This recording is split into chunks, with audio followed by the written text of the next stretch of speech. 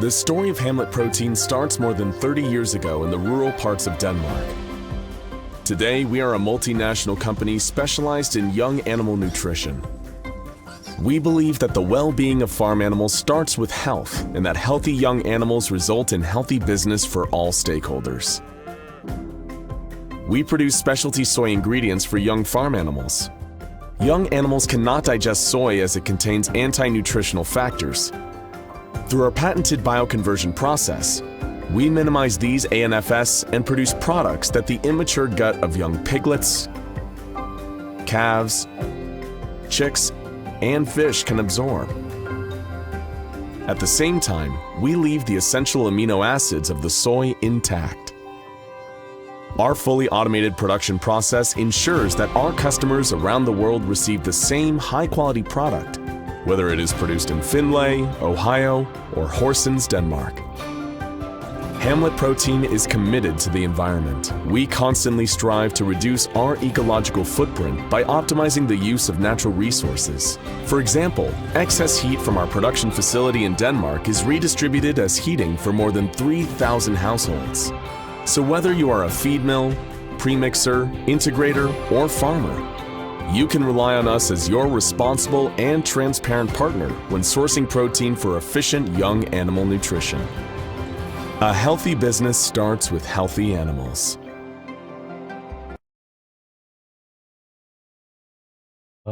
กราบเรียนนะครับดร.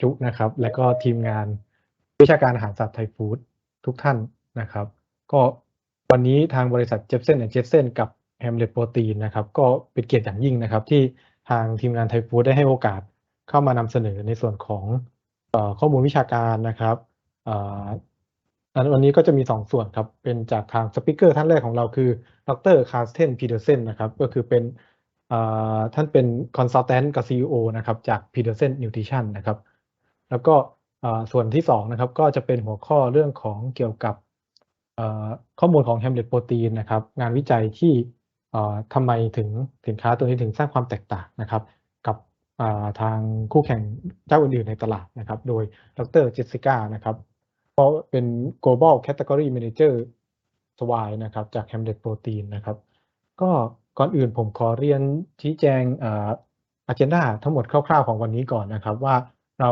จะเริ่มต้น introduction กันนะครับตั้งแต่ช่วงประมาณบ่ายโมงถึงบ่ายโมง20 นาทีนะครับตรงนี้แล้วก็หลังจากนั้นนะครับก็จะเป็นเริ่มต้นในส่วนของหัวข้อของดร. Pedersen ครับเป็นเกี่ยวกับการทดลองเรื่องของงานวิจัยเกี่ยวกับSwine digestibility นะครับทั้ง in vivo in vitro นะครับแล้วก็ในส่วนของบ่าย2:50 นาทีถึงบ่าย3 โมงนะครับก็จะเป็นพักเบรกนะครับประมาณ10 นาทีแล้วก็ส่วนต่อไปก็จะเป็นบ่าย3 โมงถึง4 โมงเย็นนะครับก็จะเป็นในส่วนของพาร์ทของดร. Jessika จาก Hamlet Protein นะครับแล้วก็ส่วนสุดท้าย4 โมงเย็นถึง4 โมงครึ่งนะครับก็จะเป็นในส่วนของ Open Discussion นะครับหรือว่ามีคำถามอะไรจากตรงระหว่างการบรรยายก็สามารถคุยกันตรงนี้ได้นะครับแต่ว่าทางวิทยากรฝากแจ้งมาครับว่าในระหว่างการบรรยายครับทั้ง2ส่วนเลยทั้งของดร. Pedersen และดร. Jessika นะครับก็ถ้าทางทีมงานไทยฟู้ดมีคำถามนะครับสามารถยกมืออินเทอร์รับแล้วก็ถามตอบกันได้ตลอดเวลาหรือว่าถ้าใครไม่สะดวกใจที่จะถามนะครับสามารถพิมพ์ไว้ในแชทบ็อกซ์ได้เช่นเดียวกันนะครับก็อันนี้จะเป็นส่วนของกำหนดการทั้งหมดคร่าวๆนะครับแล้วก็ลำดับต่อไปผมอาจจะขอเชิญพี่นิติพรนะครับ Senior Department Manager จากทาง Jebsen Jessen Ingredients นะครับกล่าวอะไรเล็กๆน้อยๆนะครับก่อนที่จะเข้าเนื้อหางานสัมมนาวันนี้ครับค่ะสวัสดีค่ะ Good morning to our guest speaker from European country and good afternoon to all of us in Asia. Please allow me to speak Thai to our business partner Thai Food ค่ะสวัสดีค่ะทางดร.จุแอนทีมวิชาการอาหารสัตว์ของทางไทยฟู้ดทุกท่านนะคะวันนี้รู้สึกยินดีและเป็นเกียรติเป็นอย่างยิ่งที่ทาง Jebsen Jessen Ingredients ได้ร่วมกับ Hamlet Protein จัดเซสชั่นประชุมในวันนี้ขึ้นมาในหัวข้อเรื่อง in vitro and in vivo digestibility ซึ่งทางดร. Pedersen ได้เตรียม เอาไลน์ดูจากเอาไลน์แล้วเนี่ยค่ะข้อมูลแน่นทีเดียวเลยนะคะก่อนที่จะเข้าถึงในส่วนของเรื่อง in vitro and in vivo digestibility เนี่ยค่ะดร.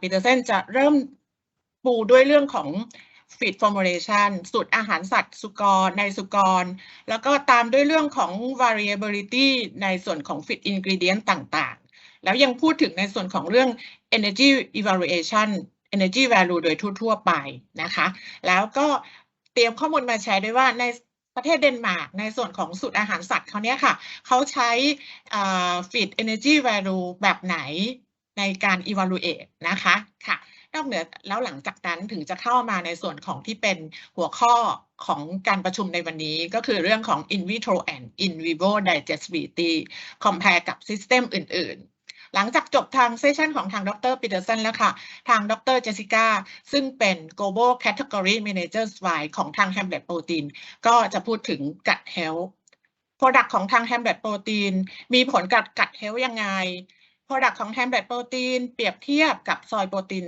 ชนิดอื่นๆตัวอื่นๆที่เราเห็นมีหลากหลายทีเดียวในตลาดรวมถึงตลาดบ้านเรามีความแตกต่างกันยังไงโดยที่จะเตรียมมาแชร์ว่าในการวัดในแต่ละพารามิเตอร์ที่หลากหลายเนี่ยค่ะเราจะเห็นความแตกต่างอะไรยังไงค่ะหวังว่าหลังจากที่จบเซสชันในวันนี้ทางทีมไทยฟู้ดน่าจะได้ข้อมูลที่เป็นประโยชน์บ้างเพื่อที่จะใช้ประกอบกับการทำสูตรอาหารสัตว์นะคะค่ะขอส่งต่อให้กับทางดร.ยูดร.เฟิงยูเป็นAsia Pacific Sales Director ของทาง Hamlet Protein. I pass to you, Dr. Yu. Please, thank you. Thank you, Nitpong, and thanks a lot, dear friends from Thai Foods, and thanks a lot to give us opportunities to present the topic interested. First of all, let me introduce a little bit about Hamlet. And then I might to introduce people from our side involved in this meeting. Okay, that's Hamlet. You might already know that it's world leading plant protein company, particularly focus on the young animals. So we do use those kind of proteins, and also involved some kind of fiber with those kind of products for the young animals. So we have established it quite a long time, and we had our headquarters in Denmark, and we have two manufacturers. One is located in Denmark, another one is in the US. So we have this kind of global collaboration with different universities and research organizations a long time. For example, Illinois University in the States, Wageningen in Europe, and also China Agricultural University in Asia. We during the last 30 years involved many different studies published, quite a lot scientific paper and also industry papers. So yeah, we in all industry, so we have so many customers collaborate with us for the long time. For example, we have a business in Thailand set up by together with Thai food with Jebsen Jessen Thailand. That's for a long time. So covered quite few integrated feed mills in Thailand. So today we have I already heard Nitpong and introduced speakers from our side. Of course, and the first of all is Dr. Carsten Pedersen, he's a consultant. He's living in the UK. He graduated from Copenhagen University, PhD, Copenhagen University in animal science. That's a long time ago, but he has quite many years experience in the industry involved the different aspects and the additives, feed, so many. And so welcome Dr. Pedersen. And another one is Dr. Jessika van Leeuwen. She is a category manager, global category manager in Swine in Hamlet. She graduated from Wagner University a long time ago, and also she worked at the industry from different areas, different country, and also involved different products. Very experienced, and welcome Jessika. So I think this today we have 3 hours this kind of online meeting. Should be shared by Carsten and Jessika, and also involve the discussion, open the discussion. If you have any questions, can ask two speakers. So, and also I see in the backside there's quite a few Hamlet colleagues sitting in a meeting. Of course, we have a sales manager, Thailand, Soup, call him Soup. His nickname is Soup. So, and he's in the picture here. Yeah, and also we have a nutritionist in APAC, Eugene Lee. He based in China, and also we have a global nutritionist, Lars Andersen. He based in Denmark, and also we have Jessika, another Jessika based in China, and she's a marketing coordinator in APAC, and also we have a sales manager in Yunnan, Li Mingguang. So this is participate for this meeting from Hamlet. Now handling to the two speakers. Enjoy your presentation. Okay, thank you. Thank you, Dr. Yu, for your welcome speech. And สำหรับทีมงานของทาง Jebsen Jessen นะครับนอกจากผมนะครับกับทางคุณนิติพรนะครับเราก็จะมีทางเซลล์แมเนเจอร์นะครับเป็นคุณวัชรขันธ์นะครับแล้วก็จะมีทางคุณหมออัยรินนะครับเป็น Key Account Manager ครับอีกคนหนึ่งที่อยู่ในทีมนะครับแล้วก็จะมีคุณสุรัตน์สวัสดีครับจะเป็นทีม Marketing ครับที่คอยช่วยดูแลเรื่องของการจัดงานเว็บวินาร์ครั้งนี้ด้วยนะครับทีนี้เมื่อกี้ทางดร.ยูเขาได้พูดถึงเกี่ยวกับบริษัท Hamlet Protein ไปเบื้องต้นแล้วนะครับเดี๋ยวผมจะขออนุญาตเปิดคลิปวิดีโอสั้นๆประมาณ3นาทีครับเป็นแนะนำบริษัทให้กับทางทีมงานนะครับอีกครั้งหนึ่งก่อนนะครับก่อนเข้าเริ่มสัมมนาในครั้งนี้นะครับทางพี่พึ่งเปิดได้เลยครับ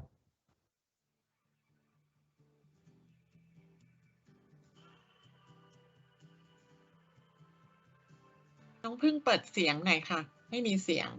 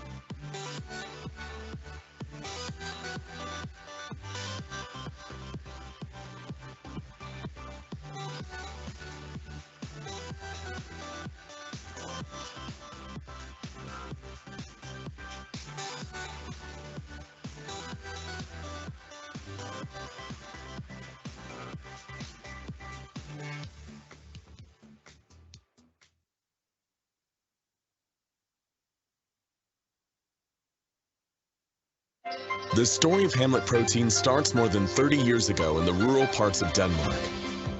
Today, we are a multinational company specialized in young animal nutrition. We believe that the well-being of farm animals starts with health, and that healthy young animals result in healthy business for all stakeholders. We produce specialty soy ingredients for young farm animals. Young animals cannot digest soy as it contains anti-nutritional factors. Through our patented bioconversion process, we minimize these ANFS and produce products that the immature gut of young piglets, calves, chicks, and fish can absorb. At the same time, we leave the essential amino acids of the soy intact. Our fully automated production process ensures that our customers around the world receive the same high-quality product, whether it is produced in Findlay, Ohio, or Horsens, Denmark. Hamlet Protein is committed to the environment. We constantly strive to reduce our ecological footprint by optimizing the use of natural resources. For example, excess heat from our production facility in Denmark is redistributed as heating for more than 3,000 households. So whether you are a feed mill, premixer, integrator, or farmer, you can rely on us as your responsible and transparent partner when sourcing protein for efficient young animal nutrition. A healthy business starts with healthy animals. ครับก็เรียบร้อยไปแล้วนะครับสำหรับวิดีโอแนะนำบริษัทนะครับสั้นๆนะครับผมก็เนื่องจากอย่างที่พี่นิ่มเกริ่นไปครับว่าเนื้อหาวันนี้จะค่อนข้างแน่นครับผมก็เลยจะขออนุญาตพาสให้ทางดร. พีเดอร์เซนนะครับสปีกเกอร์ท่านแรกของเรานะครับซึ่งมีประสบการณ์เยอะมากนะครับในส่วนของ nutrition ที่ผ่านมานะครับก็Dr. Pedersen, I would like to pass the stage to you and please start presentation. Okay.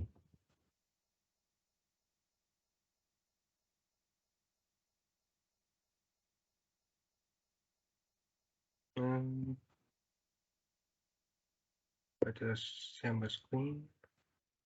Yep. Can we share your presentation? Okay. Yeah, thank you very much. Can you see my screen and hear me? Yeah, perfect. Yes, we can hear you and can see your screen. Oh, brilliant.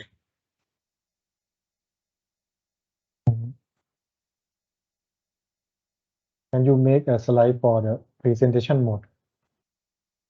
Yeah. There is two screen.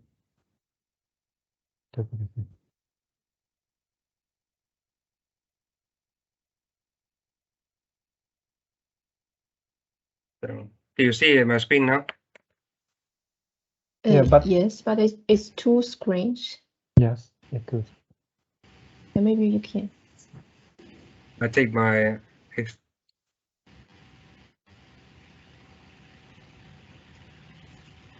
So Yeah. now it's just one Now screen. it works. Yes, Yeah. okay. First of all, thanks a lot for inviting me to come and give a talk here at your online seminar. I've been asked to talk about in vitro and vivo digestibility, which is a topic I did quite some work in myself in the past. So I have quite some practical experience in as well, not just a theoretical experience to it. So just a little bit about my background. Took model degrees from University of Copenhagen in animal science. However, my actual work for my PhD was conducted at what is now Aarhus University Research Center Folum, and partly in Sweden, so Swedish University of Agricultural Sciences. My PhD was on a Danish feed aeration system for pigs, which these vitro models I'm going to talk about. They have a background on that system.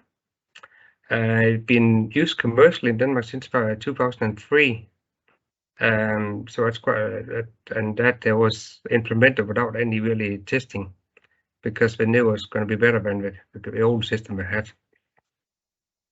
Following that, I worked in the university in Sweden, US, and UK. I worked in the Netherlands as short-horse feed research, and since 11 years now, 11.5 years ago, I've been an independent consultant. There was a while I mainly worked for Hamlet Protein. Else I work with farmers, feed mills, feed ingredient producers, feed additive producers. Do some quite a bit of statistic, a little bit legal and market research, and I work with all livestock species, also insects, pets, and humans. So I work across the whole chain. There's quite a big matrix I work inside. So I do apply a lot of knowledge from one species to another one, and as always, I believe it's not always the same species that are in head on different topics. So it's always something to learn from one species versus another one. But there's a lot of similarities. There's also some differences. If we have been starting with differences, you will also see the similarities. So just a little bit about my background. Do feel free to ask questions anytime. That'd be great. So what I'm going to go through is a presentation a little bit about feed formulation for pigs, viability among the feed ingredients, energy evaluation of the systems and generally, more go specifically into the Danish feed evaluation system. I'll talk about in vivo and in vitro digestibility models and how they combine the two of them. Because if in vitro is don't combine with in vivo, it's not really have much value.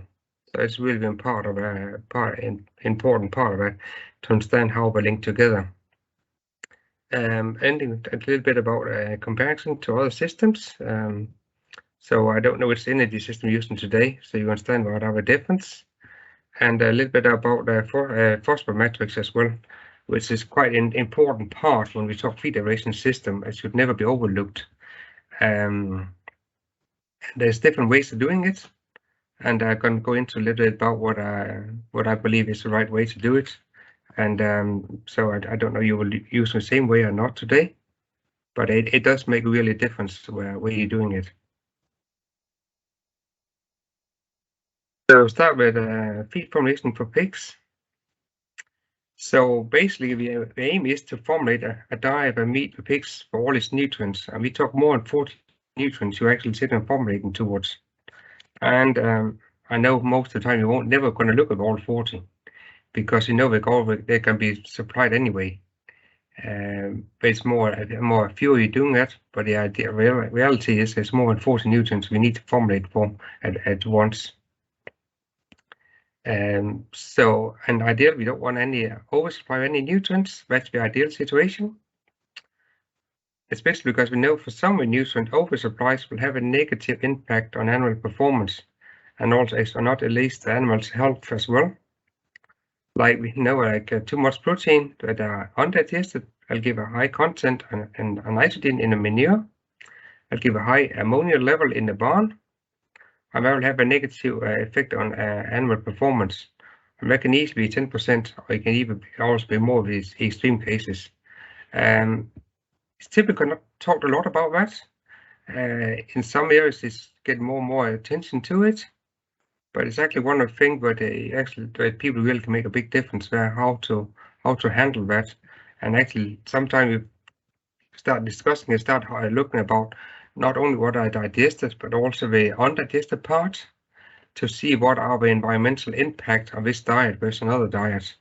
And that's actually when you basically flipping the coin and see what are on the backside of the coin, which are the undigested part, not the digested part. When you actually get quite interested and see, oh, how much different the diets are. It's also a way to look at how different the ingredients are at the same time. That's really give quite a bit of ranking, I would say, how important that, because it's always, especially for nitrogen and protein, there is a cost to oversupply. The animal have to cope with that. And that's like you give them higher nitrogen and more ammonia, and have a negative impact on performance. So this is one example of it. And also it's about healthy pigs. So like avoiding ingredients for high content on natural nutritious factors. It can also be ingredients that have a risk or for heavy metal or have toxins in them, mycotoxins. It's also about avoiding ingredients in the feed formulation, or you put limitations on them. But that's also an area which should not be overlooked. There's a lot to do with feed formulation as well, and how well you know the ingredients. Just go a little bit to viability among feed ingredients. It's well accepted. We have to accept there is a viability among the different batches. We think they all look the same on the surface, but there is always going to be some variation. That's just all really important about how to handle this viability. Some of the causes will be the growing conditions, like viability in processing. A lot of ingredients today are processed. A few are not, but most of them are. If you actually start looking at that and say, well, which are in the process, which is not. Some genetic differences among different ingredients, and not least the storage is also an important part of that. We can cause a lot of viability. Some ingredients be more sensitive than others. Just give a little bit example about viability for some cereals and energy concentration. This is values from Pedersen from Denmark. You'll see that if you look different places there, because they do this survey every year and collect number of samples out in among feed mills for different cereals. So people remember, okay, how year was it? Is high quality or medium or low quality this year? So we report on what are the lowest, the highest, and the average for a number of different samples. There's not the same number of samples for all different ingredients here, because wheat and barley are the two most grown cereals in Denmark. Rye, kale, and oats is less. There's fewer samples of them. But maybe don't look at so much this viability, but it does actually become adding quite a lot up when you start getting them together into the diet. This viability here. But that's so there is some viability, but they're not the worst cereals, typical, but should not underestimate the importance of it. This is not a reflection, but this is the guarantee viability. It won't be just random collected samples. If we look at take a for example a little like a rice bran, people say a protein between 12 and 17%. Which is actually almost is twice as much from the lowest to the highest, and 50% more, almost. Enormous viability in fat from 13 to 23%, and that's for also very high viability in carbohydrates, and also in fiber, and there is really a big difference. So just estimate in the differences in will be, I guess, it's more than 30%. So the shadow price of using one quality another one is not comparable at all. It's massive differences. Some ingredients, and that can say, okay, if you always get from the same mill, or the processing by rice bran, you get a more consistent quality. We have to assume it is to a large extent true, but it's not necessarily always the case. It can be some viability to it because they get new harvest years, different growing conditions, different ingredients, but maybe that can really cause a lot of differences. So there's a lot of things that go into this viability, so how well it's done there. But this is the example about how by knowing the viability, some of the basic the chemical composition, we also know that the energy concentration is really a big viability for that specific ingredient.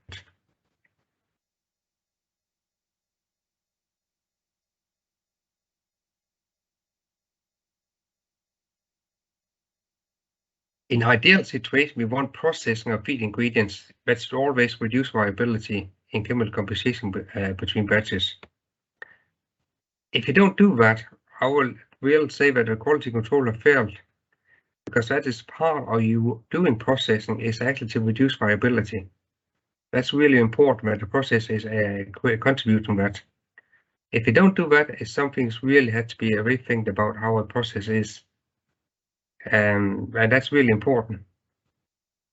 There might not be so much focus on that, but I'm a strong believer that that is one of the purposes of processing, is reduction in viability.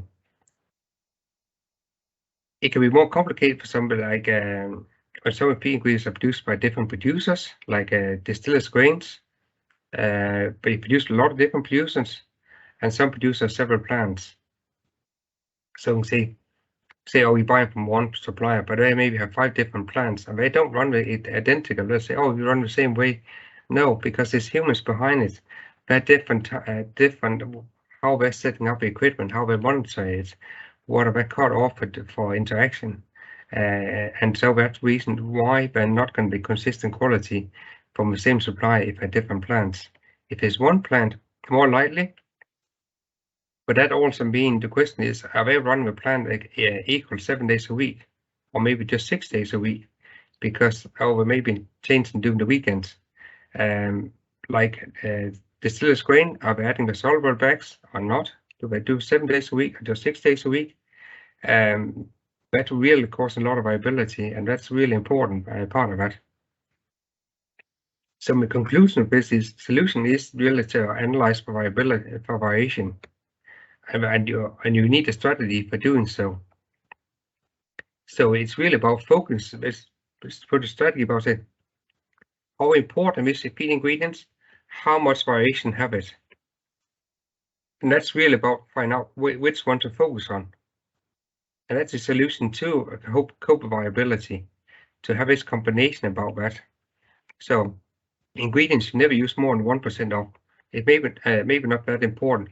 Ingredients using plus 10% off, but maybe don't have a lot of viability, but that viability will still be more important than ingredients just a 1% with some viability. So it's really about have a close look at that, what strategy to apply in your situation for coping viability. And that's that will come into about why this in vitro method is really important about that, because that will give you knowledge about this viability. And that will be a part of your strategy, how to cope with that, is to use these in vitro methods I'm going to go into later to cope with this situation.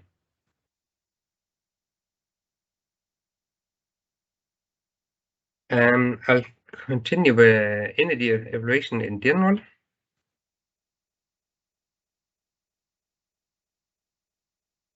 So in general, the reason for making an energy evaluation is really about ranking feed ingredients, and that's about the cost and the value of each feed ingredients. For filling the energy concentration of final diet, we typically estimate it's about 50% of the cost. So it is, if we look on individual nutrients, this is the most important. Typical protein and amino acids come second after that, but energy is actually most expensive one to fulfill.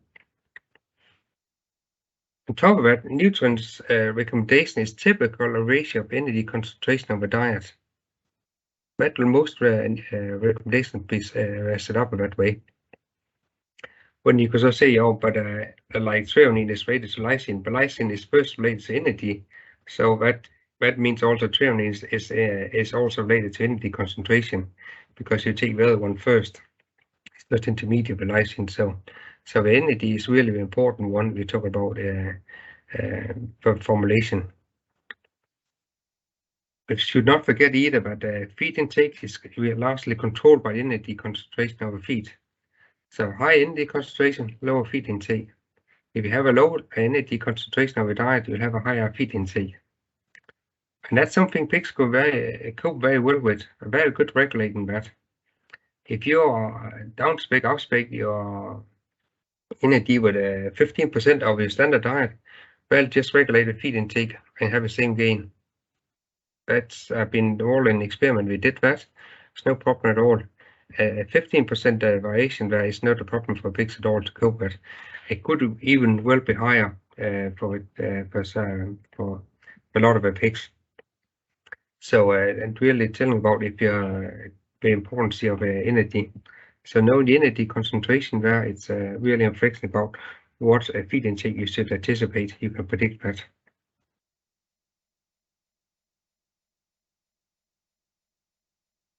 Different energy systems are used in different countries. We have a friend with a net energy for pigs, have been around for many years, developed by Nobler and his co-workers. As with Dutch, it's also a net energy system. In Danish, we prefer to call it PPE, so potential physiological energy. That is the official name for it, as we prefer that. And it's very most important part of this three words is the first one is potential. That is the most important part of that, because this is what in theory the energy should be for that ingredient. That is what is. If it not happen, if that not the case, is the situation, it means that something else should be looked at. So Germany, they're still working on digestibility, and US you'll see it's still some D, but also get more with net in these systems.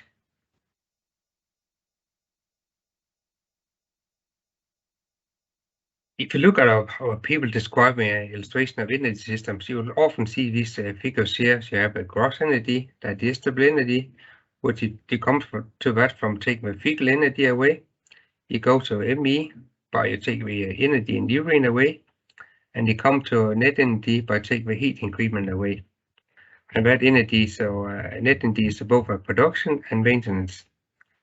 You'll see a lot of these different illustrations here if you're searching around. There's a lot of these ones, and that's how people explain why net energy is better than ME and D.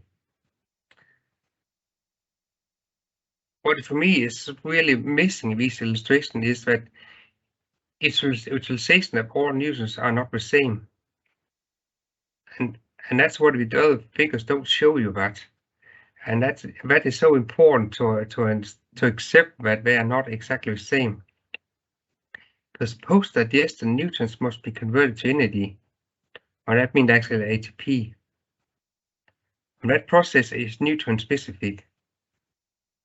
And that is what you can't see in the previous figures here. You don't see that individual nutrients have different energy values. You know from different ingredients have different gross energy, but it don't mean you can translate that directly down to net energy, how much this change is happening there. That is coming from this conversion to energy to ATP. That process is nutrient specific, and we have different utilizations of these nutrients. And that is like just illustrating here which utilization rate is for different nutrients. I just selected some of them here. So we see that at average for crude protein we are in the low 40s. For lysine we are close to 50. Leucine we are close to 60. While the third amino acid histidine we are just over 30. So we see among different amino acids there's quite a big spread. And that's true big spread. That's the reason I can say what are the correct average for crude protein. That is estimate what the normal protein composition would be in a diet. So I mean it's not completely it's estimate. It's not say it's perfect value there. It's estimate what it be the average. And that's really important about that. Except that there's a big difference. That's what we figures before did not illustrate that at all. But see the nutrients with the highest utilization rates are starch, which are 67%, same as crude fat. It's also 67, which the majority of the fats or oils is 67%. Glycerol is slightly lower. Lactic acid is close to it as being and up in the mid-60s as well. But one are really striking is that the amino acids are all lower than they have for starch. As we work with starch as a reference point, but always can be low for all the amino acids, but they're not going to be the same. And that's really important. But this is what happened in the animals. This utilization of the nutrients are different. So if you are oversupplying a lot of leucine, we're still going to get a lot of energy out. Versus you use oversupplying a lot of histidine, they're not going to get that much energy out of that. So they're not one-to-one oversupply of leucine and histidine. That's not the same. energy utilization is so big, so it's really a big difference. So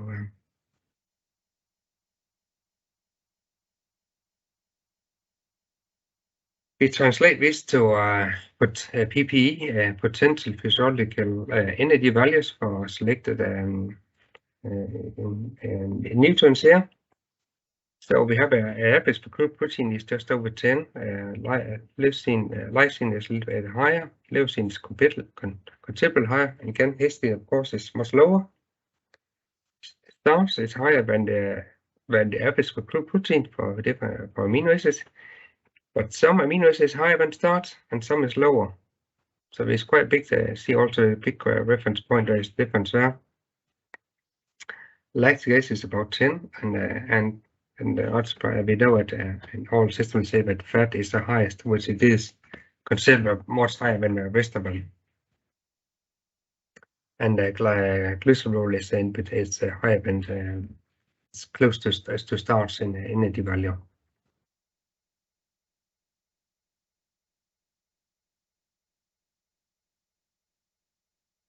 So for developing an energy system for net energy, you can use typically use the metabolic cages.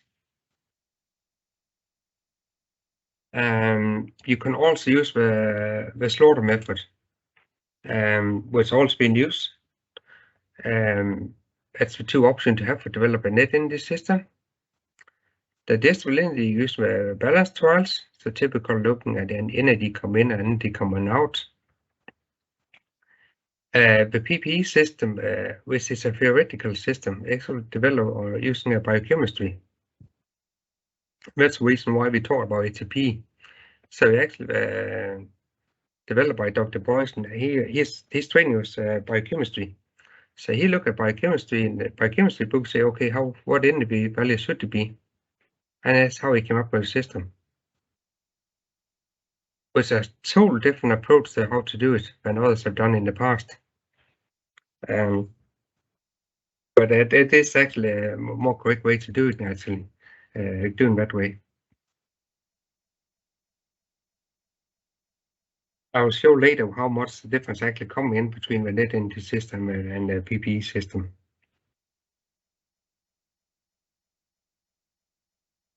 So if you look at a practical feed evaluation, so step 1 is to collect and represent feed samples. Step 2 will be to label a feed sample and record all relevant information. So you could track back what else you know or need to know about it. Grind the sample and do it consistent. Analyze the sample. In the Danish system, we only work with 6 different laboratory methods. I not put in here how many you have for the Dutch and French, but I talk more than 10 different nutrients you will typically analyze for. Step 5 is so to record results and calculate energy values. That's relative how simple it is to make a practical feed evaluation when we have the energy system using. So continue with the Danish feed evaluation system for pigs. So the Danish feed system was developed by the late Dr. Pedersen, Aarhus University. I did a PhD on his supervision on this system here. So the main report on it is a number of publications before that, but it's everything written together. It's a report called A New Concept for Practical Feed Evaluation System, published 2007. This report gives a very detailed insight into the theory and comparison the comparison to other systems and details of in vitro method used. It's a very much it's a brilliant reference book. Not many people sit and read from one end to the other one. It's hard reading because it's so much information to put together in one report. But looking up specific things is a brilliant one to look through, and looking for information you need specific look and need.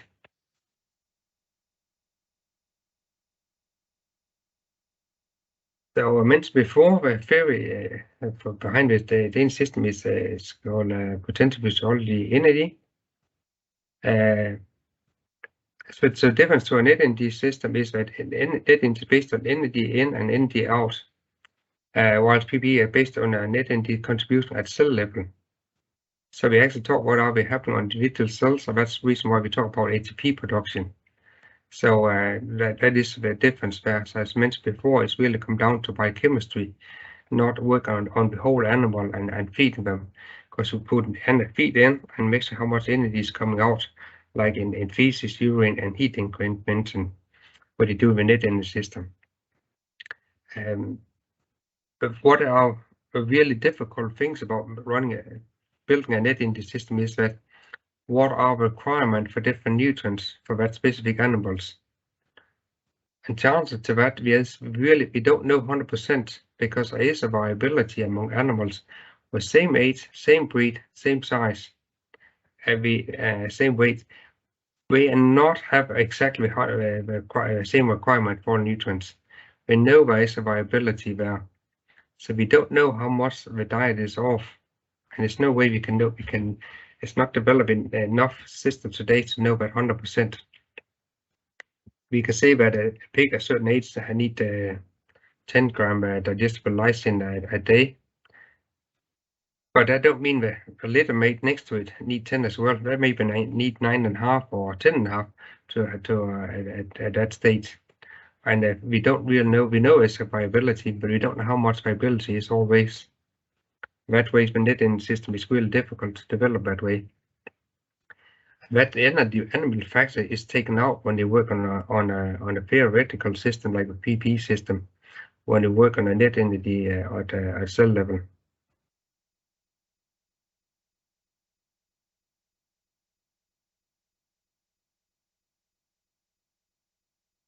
So basically, the approach to the PPE system is a biochemistry, as I said before, and all nutrients converted to ATP. This is really about nutrients plus oxygen that is converted to CO2, water, and heat. And part of that is go from ATP to ATP. This is what happened energy-wise on the cell level, just illustration of this. And this is what it's all built about. And if you look at biochemistry book, you'll see illustration like this is how the energy conversion happen at cell level. This is so taken and built into an entire animal model for energy relation. That's reason a theoretical system doing like this one here.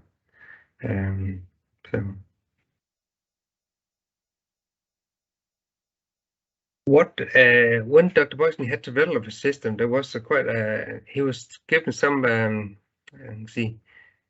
limitation about it, and it was said something. Ideally, he want to keep down the analytical method as few as possible. So he ended only with 6 analytical methods: dry matter, ash, crude protein, crude fat, and a 2 and a 3-step in vitro methods. And ideally, in the year 2000, it should only be 1,000 DKK, so that's 135 US dollars. Today, the cost is higher, but it was really important for the industry to keep the price down. And so and that was part of the task actually to keep these down. That's the reason we also ended with so few analytical methods. Another which was really important was you can analyze both ingredients and diets using one system. Net energy system cannot analyze energy of diets. That's only by calculation, knowing how much are individual ingredients. You cannot analyze it. It's not possible with net energy systems today. They're not built for that. They're only built for making the net energy calculations, the prediction on ingredients, not on diets. They are impossible for them to do that today. The way we're using the equations for that for individual nutrients, at least the equation are ingredient specific and not diet. That's the reason why they can't do it. By using the 2 in vitro methods, it's possible to analyze the diet energy concentration of diets. And that was really part of a basic approach to it, but has to be possible with that. And the reason for that is really that in Denmark people like to check. Trust is good, control is better. It's a little bit approach to that, because we want to go out in how to feed meal. They put on the label, oh, this diet contains this much here. They say how much energy contain. They'll have to write a number. And they say, yeah, that's fine. We trust that, but we want to analyze that as well to check if that's correct. And that's something the authorities are doing in Denmark, and also the industry itself is doing that as well to check things are right.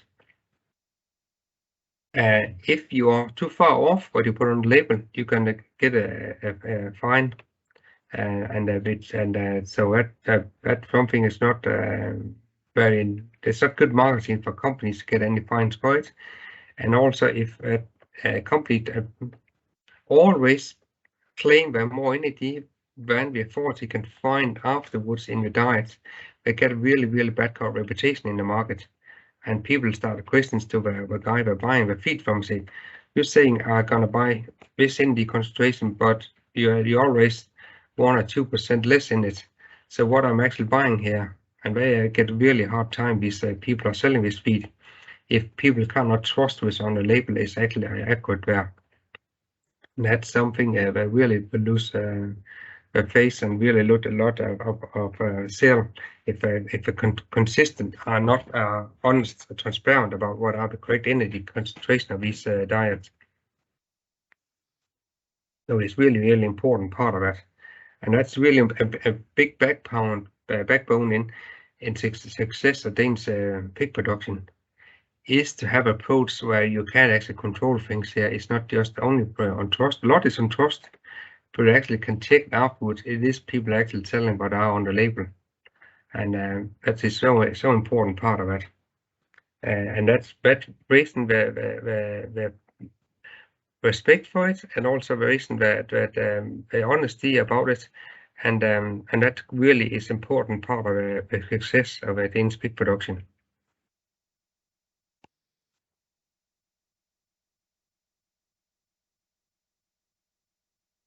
So measuring energy values for netting system using respiration chambers was done by Dr. Nobler and colleagues in the French system. The same data, but different laboratory method was used to make the Dutch system. So if you go back and actually look at how many energy systems there are, or written system, we only have a French and a Danish. If we're really looking back at it. But it's also used with the slaughter methods, and that's you can use that as well. And also make comparison among different energy systems. You can use the slaughter methods. It's relatively simple to do. It's a lot of hard work to use the slaughter method, but it's possible for a lot of places to do that, to make these comparison among different energy systems. With the slaughter method, you have to grow the pigs on a certain time, slaughter them, and you grind the pig up completely, analyze the energy concentration in this carcass. So you measure, and that's the entire carcass you have to do, and that's quite a lot of pigs you need to grind down. So that is really a lot of work in doing that, but it's possible to do it. So going to the vivo digestibility. The focus of in vivo is really idea the small intestine digestibility, ileal digestibility, and that's what we will talk about protein and amino acids, especially essential amino acids. That is really the focus about ileal digestibility. So what you're measuring is apparent ileal digestibility of amino acids. You also want to measure the basal endogenous losses, so that way you can calculate the standardized ileal digestibility of amino acids. So it's just illustration. You've probably seen this before there. So we have this basal endogenous losses. We have a specific endogenous losses, and there it's undigested protein. The aim is to really we need to go to SID, standardized ileal digestibility, because these four ingredients, they are additive, and apparent ileal digestibility AID is not additive. as something that was published. I did study together with Dr. Stein when he was in South Dakota State University, published 2007, and we make the illustration about that in the paper there. So it's not just in theory, AID is not additive, but it's also in, we actually did some experiment to show that it's not additive, but whilst SAD is additive. And that's more on the illustration here about, so that a parent is Leeuwen's one, and it's not additive, whilst standardized digestibility and true digestibility were both additive, but not independent on dietary amino acids content. So that's the reason why you always should go to SID when you work with the amino acid digestibilities.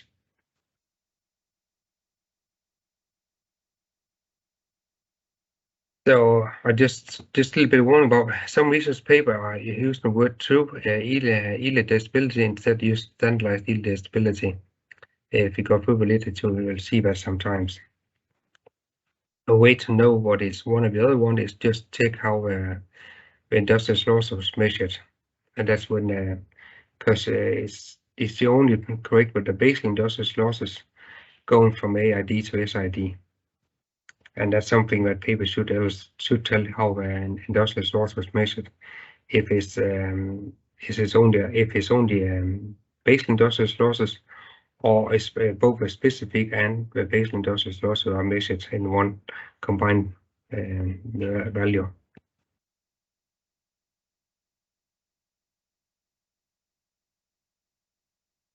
SID values, there are a lot of publications about that. The different feed ingredients. Most amino acid suppliers will have their own values. Seekers from Denmark will have them. NRC, CB, EvaPIC, you find a lot of different places. What you also will, if you will go through it, you'll see that there is a lot of overlap in the same papers that have been referred in these ones. So we're not standing completely alone that way. There'll be a lot of overlap in from different publications.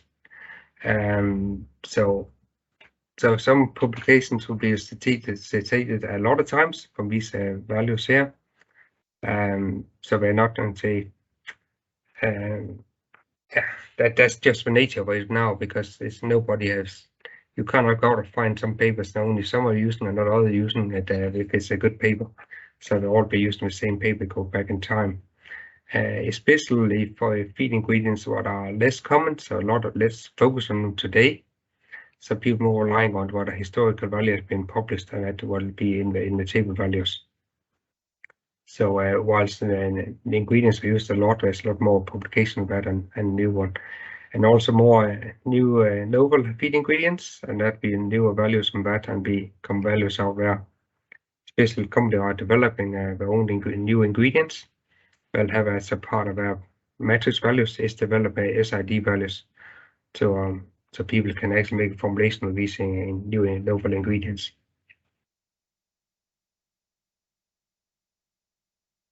Just go into the in vitro digestibilities. So this is really about a practical approach to it and how would our prepare behind all these in vitro methods. So it's always based on enzymes, how they function down. So it's simulation of the in vivo digestion in vitro methods here, was developed by Dr. Pedersen. So we start with pepsin, which are digesting the proteins, which we come down to, so we get amino acids and peptides. That is the purpose of peptides, to break them down, the proteins. So we get down to individual amino acids, not necessarily, but more peptides to come down to a maximum of 3 amino acids sitting together. So a tripeptide. So because we had to down to 3 or 2 deep peptides with 2 amino acids before they can be absorbed in the small intestine. Second one is pancreatine, which are really about focus on digestion of starch. And so we come down to sugars, they be absorbed. Starch is too long chain to can be digested and be absorbed in the small intestine. The third one is viscosine, which is simulating the fermentation of our carbohydrates to produce short-chain fatty acids. That is the purpose of that one.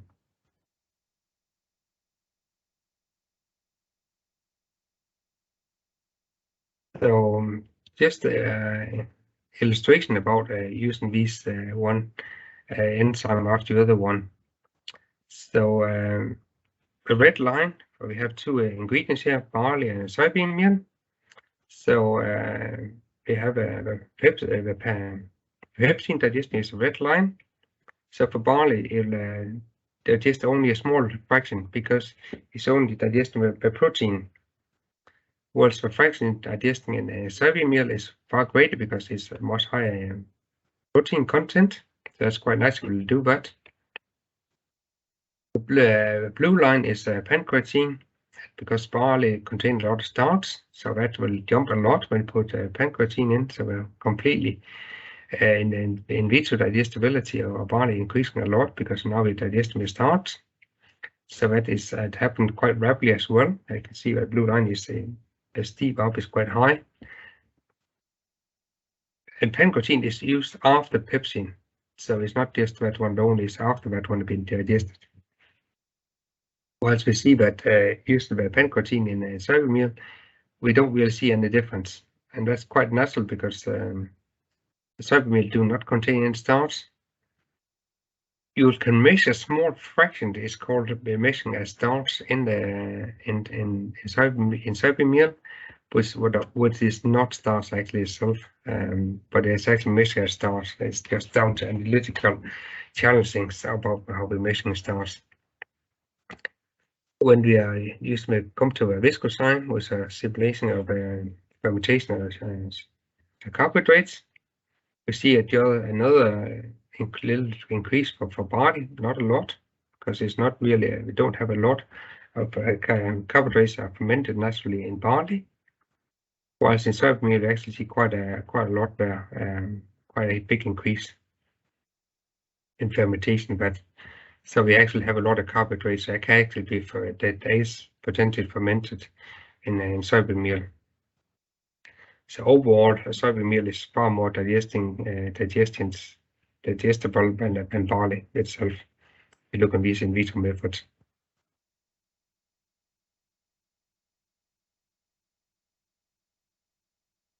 So in vitro digestibility, the aim of in vitro the digestibility model is to simulate in vivo digestion. So we have first digesting in the stomach, followed digesting in the small intestine, and following on to the fermentation in the large intestine. So it's a two-step method. It's the first step, two steps in the stomach and small intestine. And that is what we call the two-step method. When we add in fermentation in large intestine, we come up to a three-step method. So what these methods are really focused on is the digestion of energy contributing nutrients and protein, amino acids. It do not include minerals. This method is not developed for local minerals. That is limitation to that. We don't talk about mineral digestibility using these methods at all here. So we really focus about the energy, what are nutrients contribute the energy, and the protein and amino acids. That's our way of aim for these two methods there.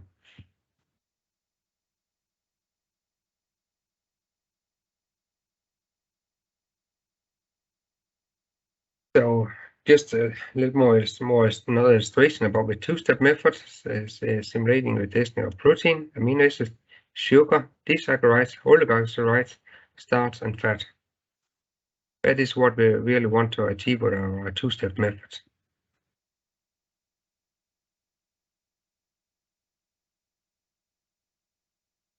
So how it's set up laboratory is so we incubating the sample with the pepsin at pH 2.0, not 2, it's 2.0, and that's part of what you work on this method here. Accuracy about what pH you're working with, it has to be 100%. And that's something you will check all the time, is you write the right pH or everything here. This is really about quality control and running consistent every single time. And that pH is a part of that. And you're running for 6 hours. Not 6.5, not 5.5, whatever convenient is 6 hours. That's another part of it. So that way you can get the most consistent results by running exact on the numbers here. Pancreatine is a pH 6.8 and 18 hours. You do a filtration and you measure the undigested residual, and you get to a dry matter, what we call 1, and a nice clean 1.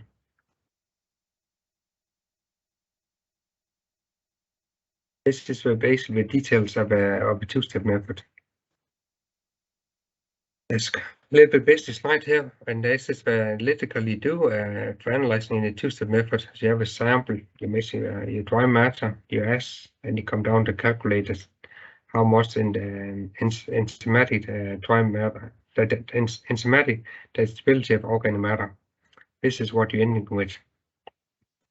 I won't go through all the detail here, but it's still illustration. There are equations to do it, which are all how to in detail what you need to actually do in the laboratory and how to do calculations afterwards. So the output for the values from the two-step methods, we have enzymatic digestible organic matter at ileal level, enzymatic digestible dry matter at ileal level, and enzymatic digestible nitrogen at ileal level. The last one of nitrogen that's not used for energy derivation, but for protein and amino acid digestibility. That's where they are used for. So if you are want to do both at the same time, you have to use different samples, because you not necessarily have enough material levels. It's best that you only two samples parallel to do at the same time. Illustration of a three-step method, so the same for the first part.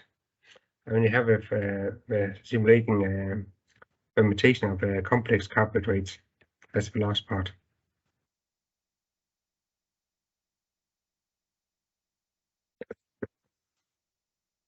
So this time the pepsin is still 2 hours.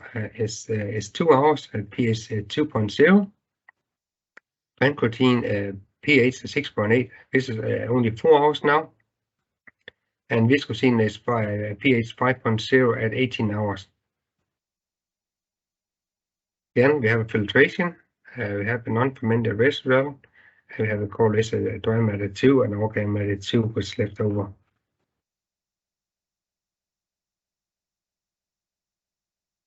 So what you're ending with is a number analytical method used in the Danish system. So we have what you have to analyze protein. We have a nitrogen. We'll make calculation to get to protein. We have a real digestibility with in vitro. We have a calculation for specific industrial losses. So it's EIDMI. This is value we get out in vitro methods. This is getting our basal industrial losses.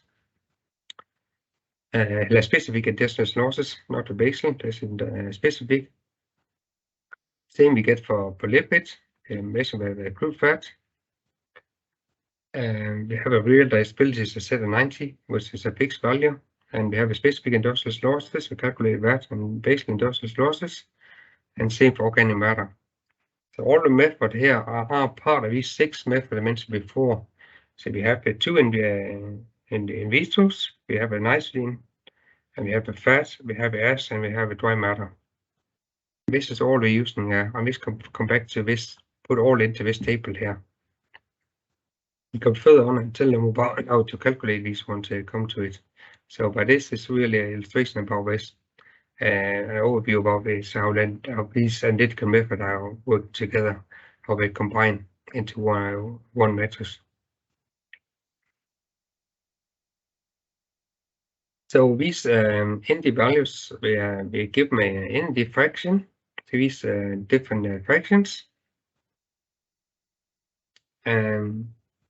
This is what the original values was from Dr. Boysen's. So the protein get a value in the factor of 9.9, fat get 131.7, enzymatic digested carbohydrates, I mean, that's mainly starch, a little bit with sugar is 11.7, fermented carbohydrates is 7.0. One also work on this negative energy value for industrial sources, which is unique to Danish systems using that. So actually penalizing ingredients have a lot of undigested nutrients in them. That is quite a big, is penalized in these ones. There's none of the net in the system working with at all. So this is the energy values for these ones.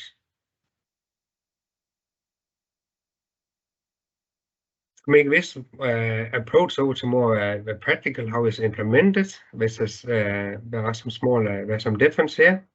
Some of these calculation of fractions here they have been changed and take it directly over to energy factor. So the energy factor for protein is 9 or 0.01, which is coming from the crude digestibility of crude protein have been downgraded there. What were in the enzymatic digestible nitrogen. That factor there has been it's coming down at using a fixed value there. The same for fat. That's reason also the fat in the coefficient is lower. So the starch and sugar is maintained, fermented carbohydrates is maintained, and also the enzymatic indigested dry matter ideal level is also maintained in the defraction. This is how it actually are using in the Danish system today. These energy values in behind them, calculated in the coefficients.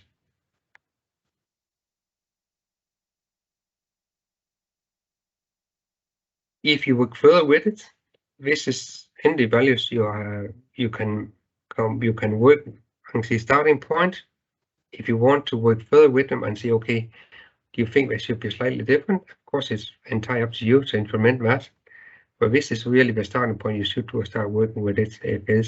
And you have to have a good reason for your own sake to, if you're going to change these values here.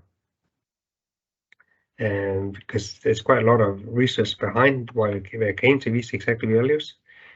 They are the best estimate across a lot of diets and ingredients.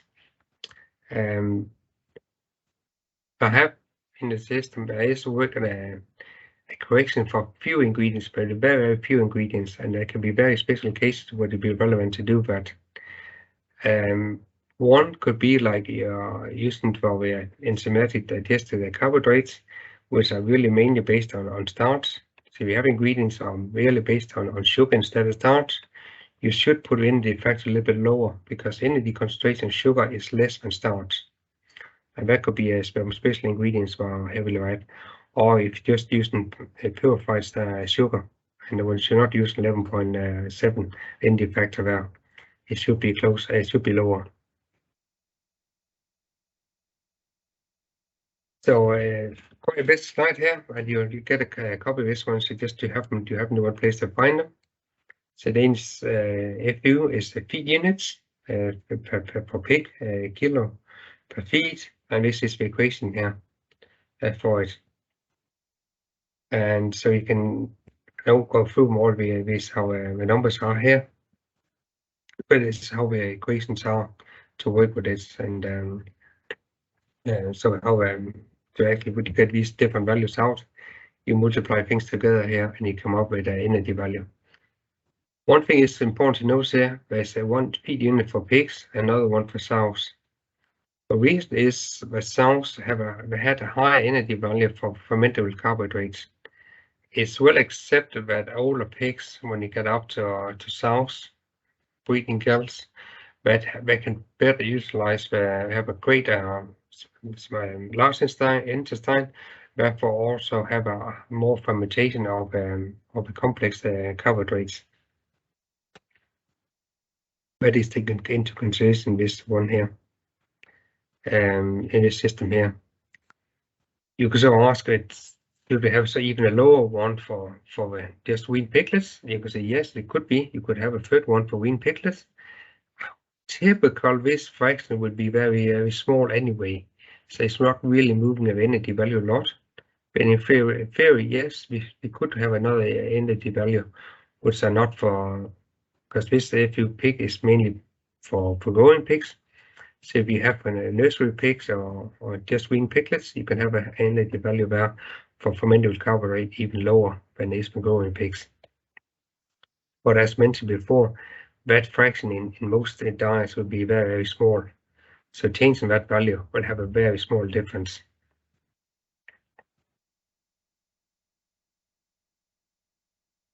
So it's also for the calculating using a two-step method to calculate the SID for crude protein. So there's also the equations to show them here. So you have them, so you can know how to make this calculation when you set that up, if you're not already doing it. So you have these equations here.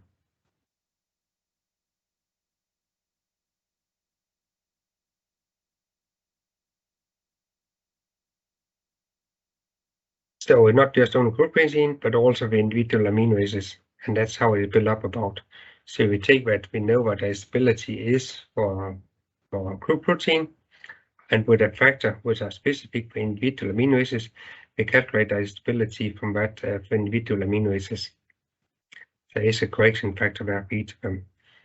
And for lysine, that fraction is 0.188. And that value will be different for individual amino acids, as you can see here. That fraction, the correction factor for threonine is 0.281. That's because we know that when endogenous losses is greater for some amino acids than other ones, and this is a reflection about these values here. If you are finding that these basal endogenous losses composition is slightly different, this is a way you can make a changes here, what value you're using here. These values are based on a literature review or a lot of studies, and this is what the ABIS came up with there.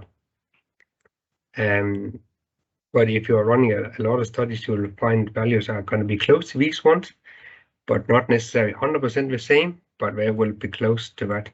But it's also a possibility to make your own small mode changes there if you find that there are some values are slightly off compared to your own situation.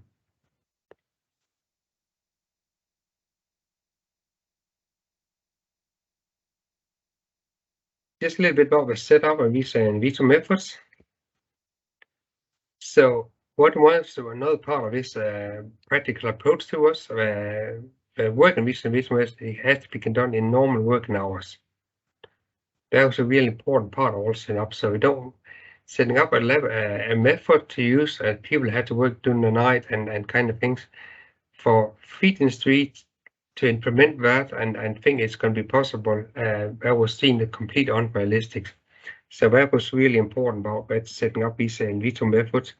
It has to be normal working hours to ensure the success of that. And that's the reason why you see that before the 2 and 3 steps, they are not having the same implementing the same digestion times for pepsin and pancreatine. It's all about come down to 24 hours. That was the magic number to come up to. Standard amount to make it in vitro digestion is 0.5 gram. And do weigh out accuracy. That's another part about how good you are running the method. Accuracy is about weighing out the amount as well. Also be careful about how you're grinding the samples and make sure you do the same way every time. As said before, digestion time and pH must be the same every time. It should not be altered. If you are really stuck on that, get into contact and I can work with you on it, but follow the instruction very careful, because when people are stuck with the method, it's typical because people have not followed instruction 100%. They make some changes purposely, unpurposely, make some changes and not follow that. So like the implemented temperature is 39 degrees Celsius. So it's not when you put a sample in, into the water buffer and see, okay, now the time is clicking now, counting from now. That's when the sample is at 39 degrees Celsius, or you were using however you get your sample to that. It's when the sample is at 39 degrees Celsius. That's when the time starts, not when you think it's starting. Exactly. Yeah, something about the accuracy about this digestion time is from the 39 degrees Celsius is there.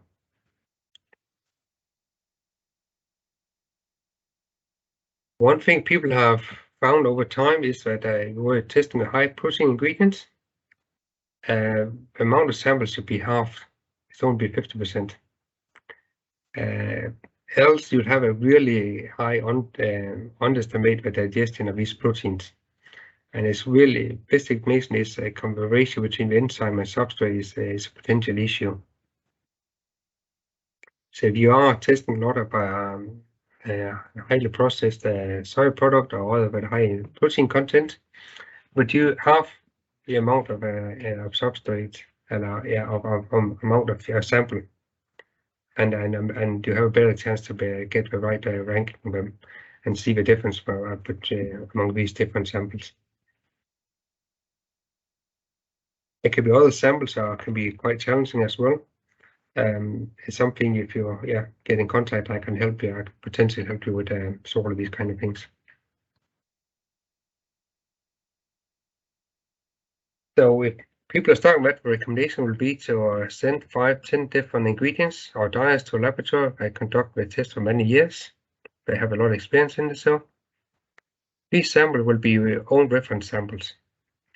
So send enough so you can actually have running these samples alongside you when you're starting and see, okay, I can run these many times. Can I get exactly the same value, or how far I'm off? And you need to run until you get the same values.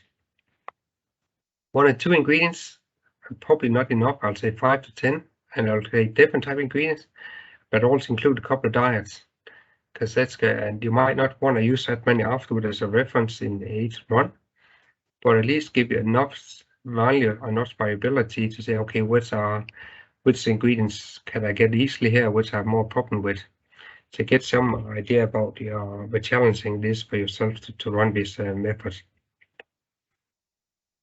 So I'll say always include 2 to 3 reference samples in each run, and also do send regular reference samples to reference laboratory for your own in-house quality control. Because that's the way you know all the time, okay, we're still doing it right, we still get correct values here. So that is really about a strategy about collecting samples and also about how you're running your quality control in your laboratory. It's a very important discussion to have that before you just jump into it. How do you want to do that? What is my list? What is the best for your situation?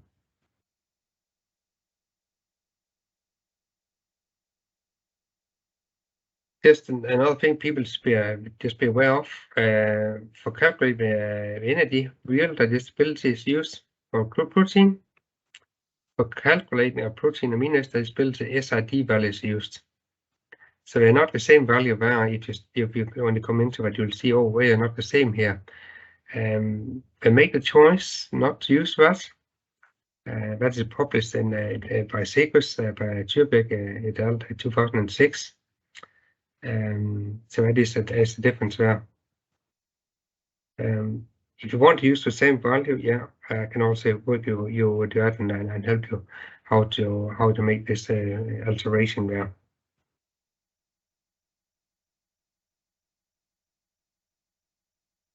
So going to an important part here about how you combined and in vitro and vivo, how they link together. And that's best illustrated in this figure here. So we know by we're measuring in vivo, we are measuring the apparent digestibility of protein with that one. That is what we measure. That is what come out the animal at the end of small time. So we know by correcting for basal endogenous losses, we come up to standardized yield digestibility, which is also somewhat called true. A person prefers standardized. I think it's because that's typically not misused. For in vitro, by measuring only the undigested protein part. This is we call real. So we want to make this endogenous losses be extra. We want to use that to come down to the standardized there. So we make a correction for both of them to meet somewhere, not necessarily in the middle, but this illustration is in the middle. It could be closer to one with the other one. It don't need absolutely not need to be in the middle. So both methods have a correction factor for endogenous protein losses. So for the in vivo is the basal, in vitro is the extra. This is how these two are linked together, the in vitro and the in vivo methods here. So it's really important to make sure you get the right corrections there. That's also mentioned before that people are called a true yield digestibility. Make sure it is mean standardized. They don't mean real digestibility in vivo. Which are some papers I've done, but this is make a little bit have to be really ensuring that actually what they actually meaning, how they actually measure the endogenous losses.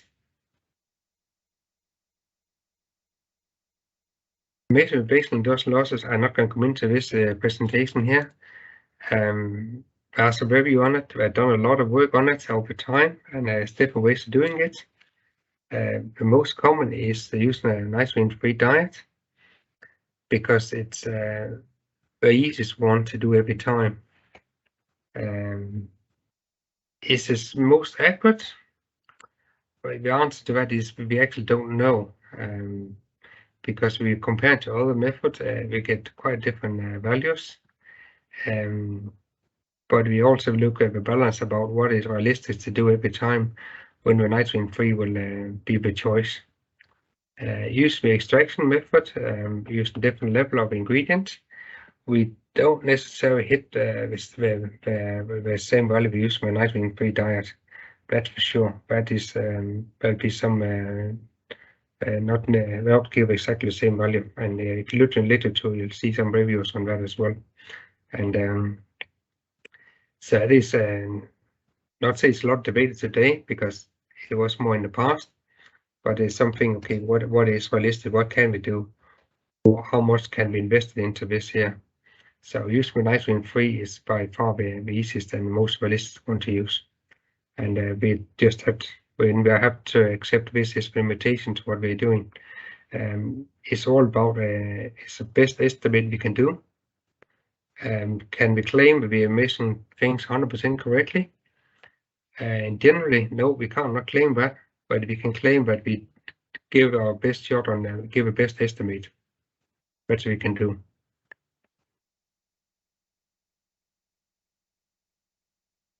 Just go a little bit over to comparison at different energy systems. So we have a two net energy system with Dutch and French. They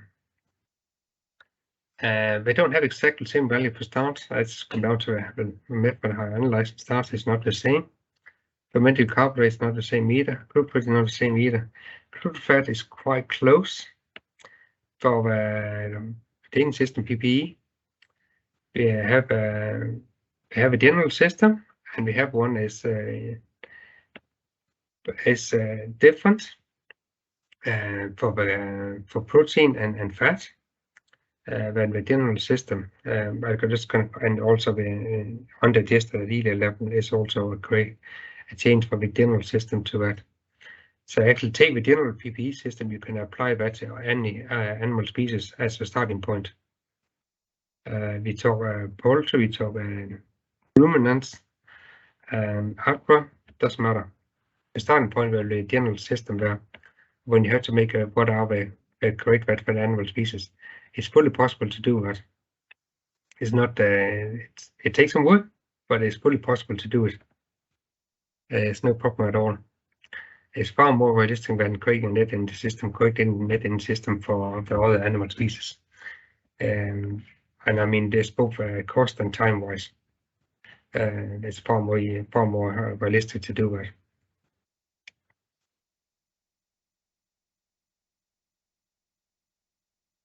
So just look at relative values here. So set starts to 100. see fermentable carbohydrates, the French have by far the highest value, followed by the Dutch and lowest the Danish ones. Crude protein, the Dutch and French are 78 and 80, close to each other. For Danish one, we go from general to grow to growing pigs. It's a downgrade. Crude fat is an upgrade now. So the Danish one have and the Dutch are the highest in crude fat.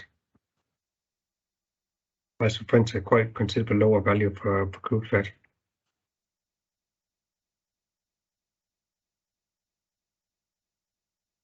Just a little bit more about you. Probably you notice why I have a difference between the general system and the general PPE system and Danish system. For protein, the reason are that there's adjustment for compensate the energy cost for excess excreting excess protein.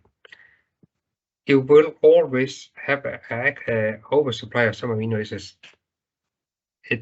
You're never going to be down where you don't have that. At least we're not there yet. We're closer now than we were in the past because people are generally using less protein in diets because there are more synthetic amino acids available. So we're reducing that, but there's always still seen an oversupply of some amino acids, which had to be excreted, and that costs energy. That's the reason why I make a compensation to adjust the protein. As a using a fixed value in the Danish system, you can change that over and do that, calculate that, and do for individual amino acids if you want to. That system is not set up by today, but if you want, you can implement that, get a more accurate value for that. Crude fat, the reason why they upgraded. Fat would deposit fat on a daily, it's more than a daily intake of fat. So it is not converted via ATP, the fat is digested. Is that energy cost is not taking place. So that reason is energy saving for that fat. So as fat don't have to be broken down first. That's the reason why to upgrade fat, energy value for fat, because it's not an energy cost we have like we have for other nutrients. And that's the reason why it's upgraded. If you do the calculation about how much fat a pig deposits a day and how much is eaten every day, you will actually find that it don't eat. You have to eat. I think I did calculate at one stage. I think about 8% fat in the diet before you reach where the deposit less than actually eating it every day. And it'd be very unusual to see any diet with more than 8% fat in the diet. That is not common use anywhere I come across in the world. And I think it's maybe somebody use that day somewhere, but I don't think it's very realistic to do that. But it's actually very high. You have to be up with that. So it's probably not unrealistic. It's very unrealistic. You'll have to make any adjustment for that, not using the higher energy value for fat. Mentioned before, the higher energy value for sows, because sows will ferment more fibers when pigs in growth. So just to make a comparison for selected few ingredients. Ingredients are all book values, so we have similar chemical composition, but not exactly the same. And that's the reason why you'll see that's part of the reason the difference. Another part is energy values for different nutrients, which are adding up together here. So you see some variation here in them. One I have the most consistent quality will be the oil from soy, and you see that the Dutch and the Danish system they are the same, and there are no difference at all. But the French is considerably lower. This time I set barley to 100%. Another thing we could look historical back when I would see that quite a lot of some Danes and the Dutch is reference point to go back in time was barley. 1 kilo barley was the energy value at one. That was reference point. It's not anymore, but it was that in the past, but everything is adjusted according to that. That's the reason why you'll see quite a lot of similarity in the development between the Dutch and Danish system for a lot of things, because the historical reference points was the same. That's the reason why you'll also see quite a lot of similarities between immunity values.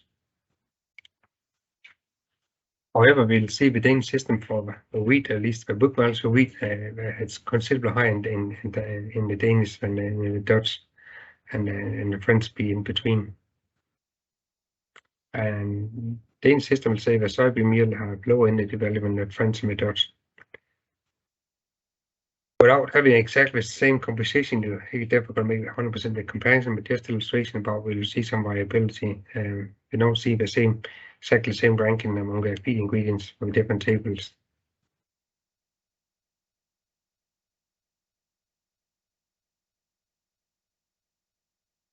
Go into the last part of this presentation, the measures value for phosphor.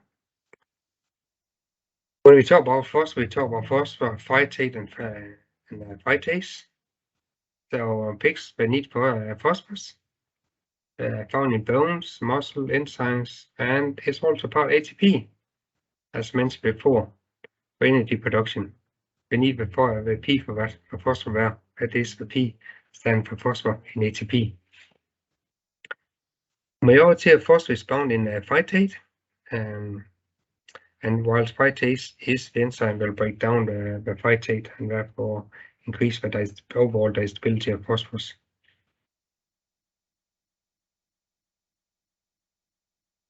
Typical companies matters will have been at least more in the past, or maybe some change since that. You'll see the value matters values like this. So you have your adding your phytase, you get what are the energy how much you increase in digestibility of your calcium, phosphor, and the energy value, how much more protein you're getting that. So you get this full matrix value here. This is what well typical companies will do, and I've done at least. But that's in my opinion not the right approach. And the reason is that approach assumes that the phytase work equal in all ingredients, which have been published. That is not the case. Like we take this example here, that we know that we're using for canola meal, we have a quite a rapid increase for 500 units of phytase on the phosphor digestibility, and after that there is only a minor increase. We're going from less than 40 at 0 phytase up to about 65 with 500 units, and you have the 2000 units before you reach 70%. So that is not a straight linear line. Sunflower, we are reaching a plateau. It's about 1200 phytase units. So adding more, we don't give any value at all. It's just cost you money. If you use sunflower meal. And for rice bran, there is you might have say a linear increase with more phytase. So that one, the matrix values is perfect for that one. For rice bran, it does make sense, but not for canola meal and sunflower meal. Just illustration of that. It's something published in 17. It could read all about feeds. So that approach is also used in Danish systems. So we have matrix values when treating ingredients. So we have to work on ingredient levels. We talk about phosphor digestibility. So just the illustration about here, like fish meal, it don't have any phytase, so phytase have no effect at all. So you have the constant in the phosphor, whatever how much phytase you're using, phosphor digestibility is constant. We can see that we're working for two different ingredients which can be heated or not heated. There'll be a difference because we have that the phytase are naturally found in the different ingredients, but not it's very heat sensitive.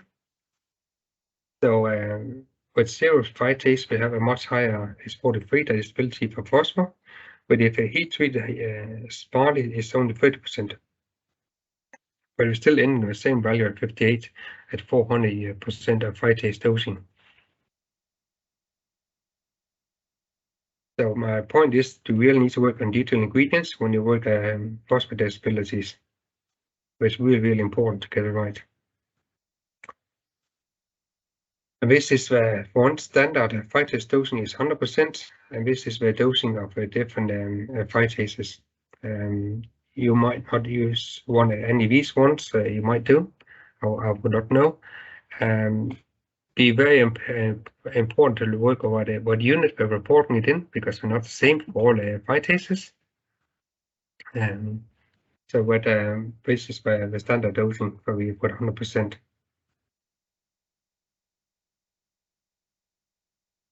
So that was the end of my presentation here. Let me know if you have any questions, comments. โอเคครับอันนี้ทางดร. Pedersen ก็บรรยายจบเร็วก่อนใน agenda ประมาณ10 นาทีนะครับถ้าใครมีคำถามก็เดี๋ยวเชิญช่วงนี้ได้ก่อนเลยครับก่อนที่เราจะพักเบรกกันนะครับ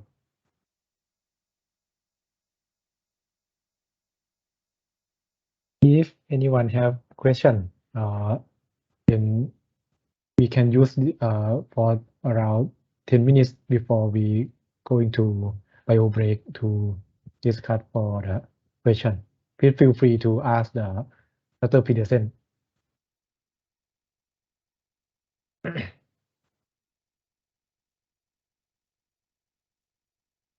อันนี้ท่านใดมีคำถามไหมครับ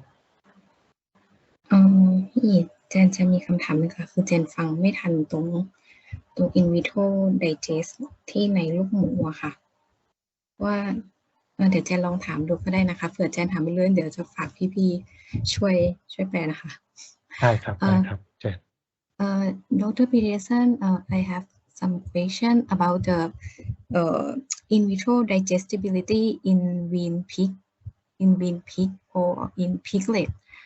That you mentioned that digestibility should be lower than the grower pigs. So I would like to know if we set or conduct the in vitro digestibility for the piglet, do we have to change the condition, example for pH and times for enzyme, or adjust the equation for calculation the digestibility for the piglet or small pig? It's most important is do not change the setup of in vitro method. It's really, really important to maintain the condition how you run your in vitro method. If for wean piglets, of growing pigs or sows, it's the same in vitro method. So do not change the in vitro setup at all. It's only change the equation, the value for the equation there. So for wean piglets, you could change from a value of 7. I think a realistic value would be a value about 5 instead of 7 for wean piglets. And that will be piglets less than 12-15 kilos. You should change that. If over 12-15 kilos, you should maintain the 7. Okay. But do not change the in vitro method. It's really, really important. You maintain the setup in vitro method. That is so important. Not doing that. Okay, thank you. So we should change the equation if we use for the piglet less than 15 kilograms, something like that. Yeah. Thank you. My value 5 is my best estimate today. No, I don't think anybody really looked specific into it, but I think that would be a realistic value to work with that. It will move a few ingredients a tiny bit, but not a lot. Okay.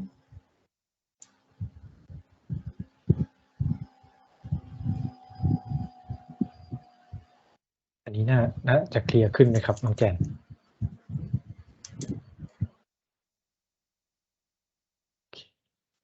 มีใครมีคำถามเพิ่มเติมอีกไหมครับ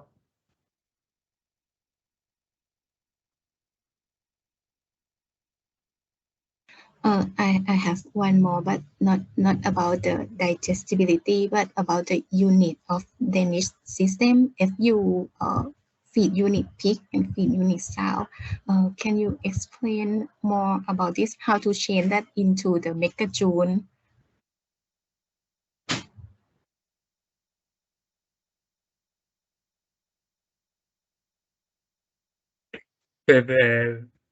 The difference is done here, and the number is 7.7 between the feed units and megajoule, and that is a fixed value.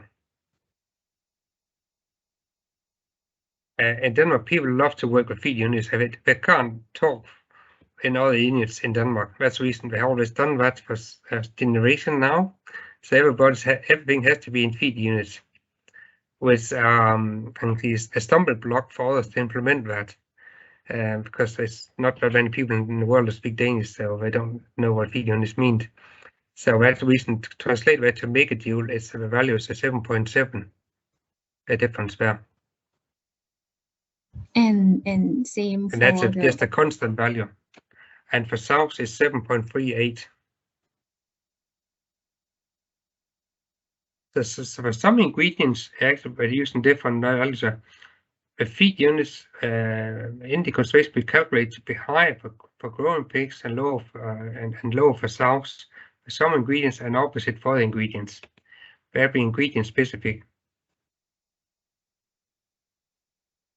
So and that's just the technicality of it. And that's always because everything have a reference point is called barley. But come back to that. That's really about because a lot of the feed system or people are in the programs set our energy concentration to be just programming where they want to be exactly the same or closest was in the past. So it's only some technicality. It's not anything about the actual energy value. It's just about we want to maintain how things work for most people.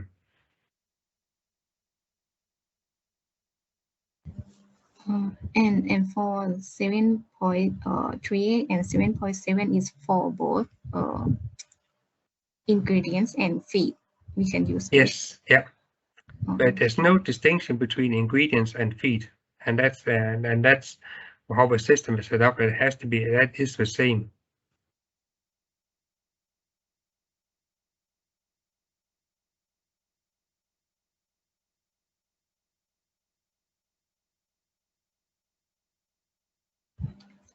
Thank you, Dr. Pedersen.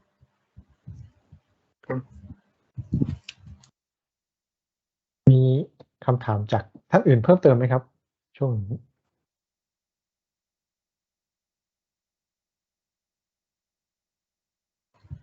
จะไม่มีค่ะพี่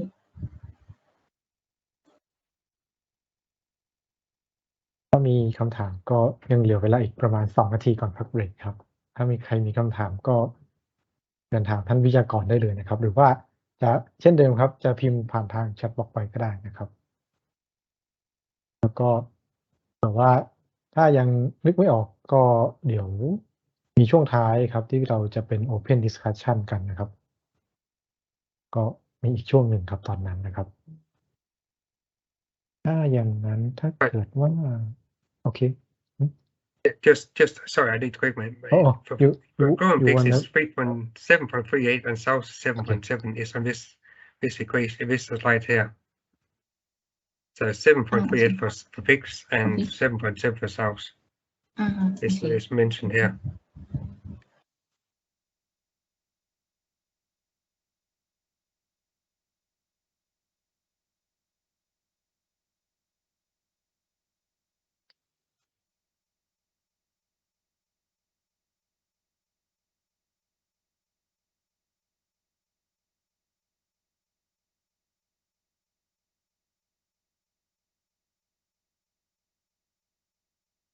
ครับ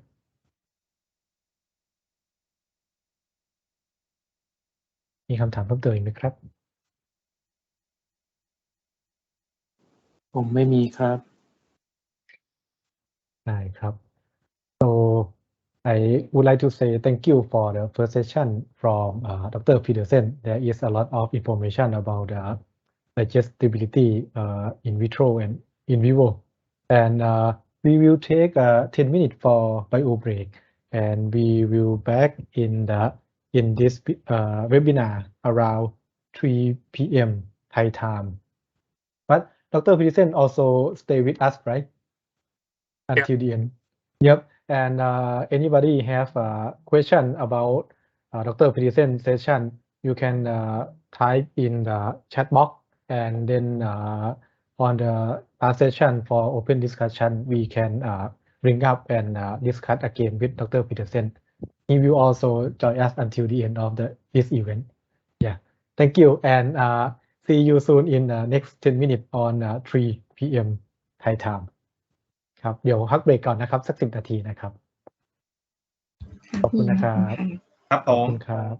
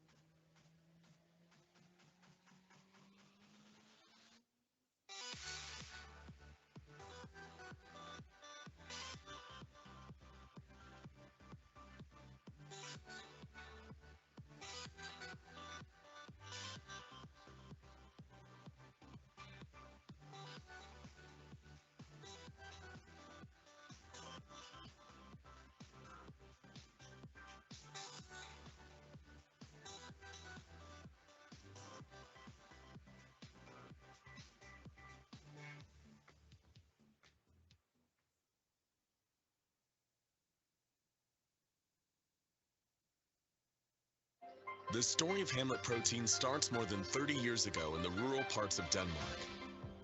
Today, we are a multinational company specialized in young animal nutrition. We believe that the well-being of farm animals starts with health, and that healthy young animals result in healthy business for all stakeholders. We produce specialty soy ingredients for young farm animals. Young animals cannot digest soy as it contains anti-nutritional factors. Through our patented bioconversion process, we minimize these ANFS and produce products that the immature gut of young piglets, calves, chicks, and fish can absorb. At the same time, we leave the essential amino acids of the soy intact. Our fully automated production process ensures that our customers around the world receive the same high-quality product, whether it is produced in Findlay, Ohio, or Horsens, Denmark. Hamlet Protein is committed to the environment. We constantly strive to reduce our ecological footprint by optimizing the use of natural resources. For example, excess heat from our production facility in Denmark is redistributed as heating for more than 3,000 households. So whether you are a feed mill, premixer, integrator, or farmer, you can rely on us as your responsible and transparent partner when sourcing protein for efficient young animal nutrition. A healthy business starts with healthy animals.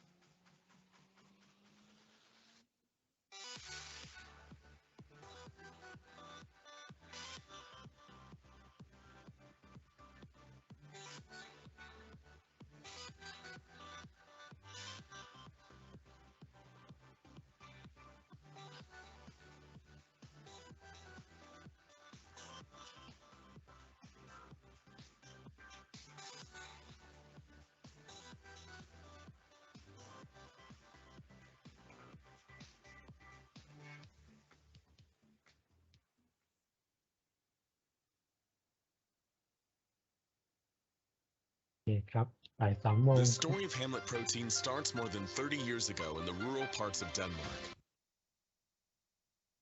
Okay. Welcome back to our webinar again. And I hope everyone come back to the event. I think our speaker is ready for presentation, right? Yep. And I will pass to Dr. Jessika, Global Category Manager Swine from Hamlet Protein for the second session of our webinar. Yep. Dr. Jessika, please start the presentation. Thank you. Thank you. Thank you so much. Thank you for giving me some room and time also, and very nice to meet you all this virtual way. Can everybody hear me well? Perfect. Yes. Let me see, because I need to share some audio at some point. Let me see if this. Oh yeah, that will work. I know how to do it now. I found the button. Do you see my screen? I need to go to presenter mode. Let me see. Yes. Why is it not doing that? Slideshow. All right. Are you seeing my screen now completely full? Yes. Good. Then we are good to go. So we just learned a lot of new things from Dr. Pedersen with regards to how to do this in vitro testing and how to relate it to the in vivo effects.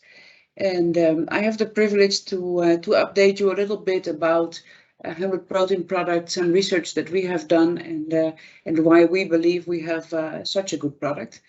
But I please invite you all to speak up, to talk, to interrupt me if you have any questions, because then it becomes a little bit more interactive. So please don't hesitate to do so if you have any questions. Okay. So my name is Jessika van Leeuwen. Just a short introduction. Doctor, you already gave me a very good introduction. But I'm Global Category Manager Swine for Hamlet Protein, and I've been in this role for almost 1 year. My education comes mainly, as you can see, from Wageningen University in the Netherlands. I started off working in reproduction and fertility. So I started to do my master's degree on bovine reproduction, which I did in the University of Florida. And then when I graduated, I decided I wanted to continue studying, and I did a PhD again in fertility, but then on swine. And that's how I slowly entered the swine business, because I actually started off in the dairy industry. But after my PhD, I moved to the swine business. And I also got a veterinary degree from the University of Mexico on specialized in swine veterinary medicine. I've worked in different companies in the industry, and have a ample experience of working with basic ingredients, but also with feed additives in the sector. So let's just go ahead and get started with what I would like to discuss with you today. There's a few topics, some basic knowledge on soy-based proteins, and how processing can affect the quality of those proteins. And then, of course, we touch immediately on end nutritional factors, because processing of soy affects the composition of the end nutritional factors. So why is that so important? And what are the most important end nutritional factors that we have in swine? And then we'll talk about some science-based evidence that we have in Hamlet to support our products. Talking about replacement of soybean meal, of soy specialty concentrates, replacing animal protein, the effect of our products on gut health, and the environmental impact. And if you have any questions or comments, we have plenty of time to go over that as well. All right, so let's get started.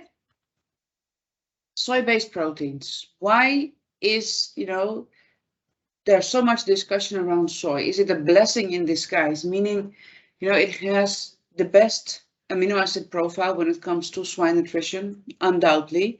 It is abundant in supply. We are lucky to be able to grow a lot of soy.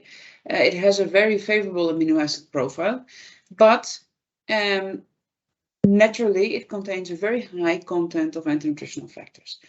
And the fact that it has so many anti-nutritional factors decreases the applicability of the soy, because it decreases the accessibility and the digestibility of the proteins and the amino acids that are so well available in soy. So if we compare different soy products, soy derivatives, you can see that processing has an effect on the digestibility of the product. And you can start with raw soybeans on the left, and then you go up with different ways of processing the product, and you can see that in this case the protein content goes up because of course the product becomes more concentrated when you process it. If you look at the different composition of soybean products based on dry matter content, it also goes from top to bottom. You go to more concentrated versions of processed soy, and you can see that of course that has an effect on the composition of the product by itself. And these are data that we analyze in our lab at Hamlet Protein. We have a very well equipped lab in Horsens and a good lab in Findlay, Ohio as well. Now this is a nice question. I'd like to start off the whole story that we want to make with this picture. I think this picture is quite visual. If you look to the left, you see the villi, because if we're questioning what we're looking at the villi of the intestine of a weaned piglet, and you see that the villi are intact. The tips are completely complete, not broken. There is a lining which is close to the villi, so these villi are quite healthy and functional. And then we go to the picture on the right, and then you see that there is a lot of disruption, a lot of damage to those villi. You actually see pieces of the villi floating around. There is not a clear lining on the top anymore. I'm not sure if you can see my cursor if I move it. Can you see my cursor? Or you cannot? Yeah, I can see. You can see there is some lining still at the base of the villi, but the top it's completely gone. So there is a complete disruption of the barrier of the intestine. So this is severe damage to the intestinal villi, and it means that of course you lose functional surface because all that surface is not absorbing any nutrients anymore, but you lose your integrity. So it becomes very easy for pathogens or any type of toxins to enter through this disruption, to enter the body and cause problems for the animals. So you can imagine that this is a very, undesirable situation. Now, I'm not going to reveal yet what was what, so what is related, but I can tell you it has to do something with processing of the soybean meal. So we're going to come back to this picture later. Keep it in mind, all right? Now, if we look at a production process, when we start off with the most simple form of soy application in swine nutrition, which is extruded soybean meal, you see we cannot use dehulled and defatted soy immediately in our swine nutrition. We have to do something with it because otherwise it becomes really too problematic for the animals to digest. So in order to be able to process that, we invented extrusion. And in the extrusion process, the soy is treated such that it is reduced somewhat in its anti-nutritional factor content. We're going to talk in more detail about what those anti-nutritional factors are in a little bit, but just be aware that the extrusion helps to reduce some of those anti-nutritional factors. Extrusion especially has an effect on the lectin content and on the trypsin inhibitors. So that is necessary in order for the animal to actually be able to use it. Then we have extruded soybean meal. Now, not to go over all those different steps in processing in detail because we don't have the time today, but if you're interested in that, of course we can give you some more information on that. Here we have Hamlet Protein's process. And as you can see, comparing this process with this process, it didn't even fit in that little factory icon. It is a little bit more complex. So we have some more steps, but we start off with the same product. So we have dehulled and defatted soy. I'm sorry, my mouse is very sensitive, so I try to not use it. It's not my mouse, it's somebody else's mouse, and now I you know, it's like a car. You have to get used to it. So what we do is we have a biotechnological process, and in this process we use enzymes, and then there is a very strong effect on the anti-nutritional factors beta-conglysinin and oligosaccharides. They are strongly reduced, and that's quite unique because in most of the processes that soy can undergo, those are not so strongly reduced. After that, there is a new step, and then you see that we have a similar effect. We call this the enzyme inactivation step, and there is a similar effect on the trypsin inhibitors and also on beta-conglysinin. So then you have a more or less a two-step reduction factor where you can reduce anti-nutritional factors, and then there is some further processing of the product, which ends up in our final Hamlet Protein product range, which is very low in anti-nutritional factors. And so that is a different step of processing, and it's important to keep that in mind when we continue our conversation. Now, we mentioned the anti-nutritional factors already a couple of times. So I would like to show you a small video, but now I need to share my sound. Let me see if I can do that. It should work now. Let me see. Now, let me see if it works. It's always the problem. Yes, it should work. Tell me if you can hear it. Can you hear the sound? Yes. Yes. In this video, we will be taking a closer look at anti-nutritional factors in soy and why we talk about them so much. Presence of certain anti-nutritional factors, or ANFs, in different dietary protein sources reduces the digestibility of protein in food-producing animals, leading to a larger proportion of protein that reaches the hindgut, where it can be fermented by pathogenic bacteria. As a result of this process, bacterial toxins and other harmful metabolites are produced. Other ANFs can trigger a direct inflammatory response in the gut, leading to a chronic inflammation. This results in less nutrients available for growth and performance of the animals. Among several common protein sources, soybean meal, or SPM, is universally accepted as the source of plant-based protein that contains all the essential amino acids necessary to animal growth and development par excellence. However, SPM also contains certain ANFs that may compromise animal performance and health when they reach high levels in diets for young animals. The most damaging factors of SPM are trypsin inhibitors, galacto-oligosaccharides, and the antigen beta-conglysinin. How does each of these ANFs harm young animals? Trypsin inhibitors restrict the digestibility of protein, which then passes unabsorbed into the large intestine without contributing to animal growth. The undigested protein is fermented by bacteria, including potential pathogens, which produce toxins that impair the integrity and functions of the intestinal epithelium. Toxins absorbed from the gut activate the immune system, which requires energy to combat the toxins. In this way, there is less energy available for growth, resulting in lower performance. In addition, the fermentation of undigested protein by putrefactive bacteria produces many harmful compounds, which in high concentrations may have further adverse effects on animal growth and performance. Galacto-oligosaccharides are relevant ANFs in both piglet and chick diets. They cannot be digested by mammals or birds and travel undigested through the gastrointestinal tract, being only partially fermented by the immature microbiota in the large intestine.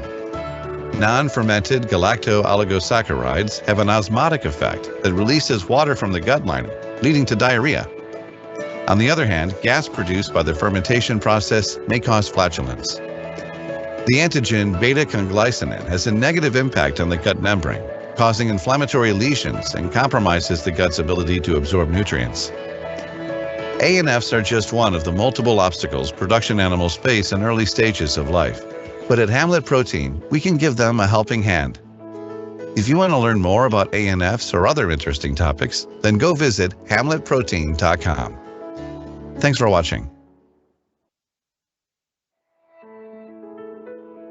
Let me see if I can stop that. There we go.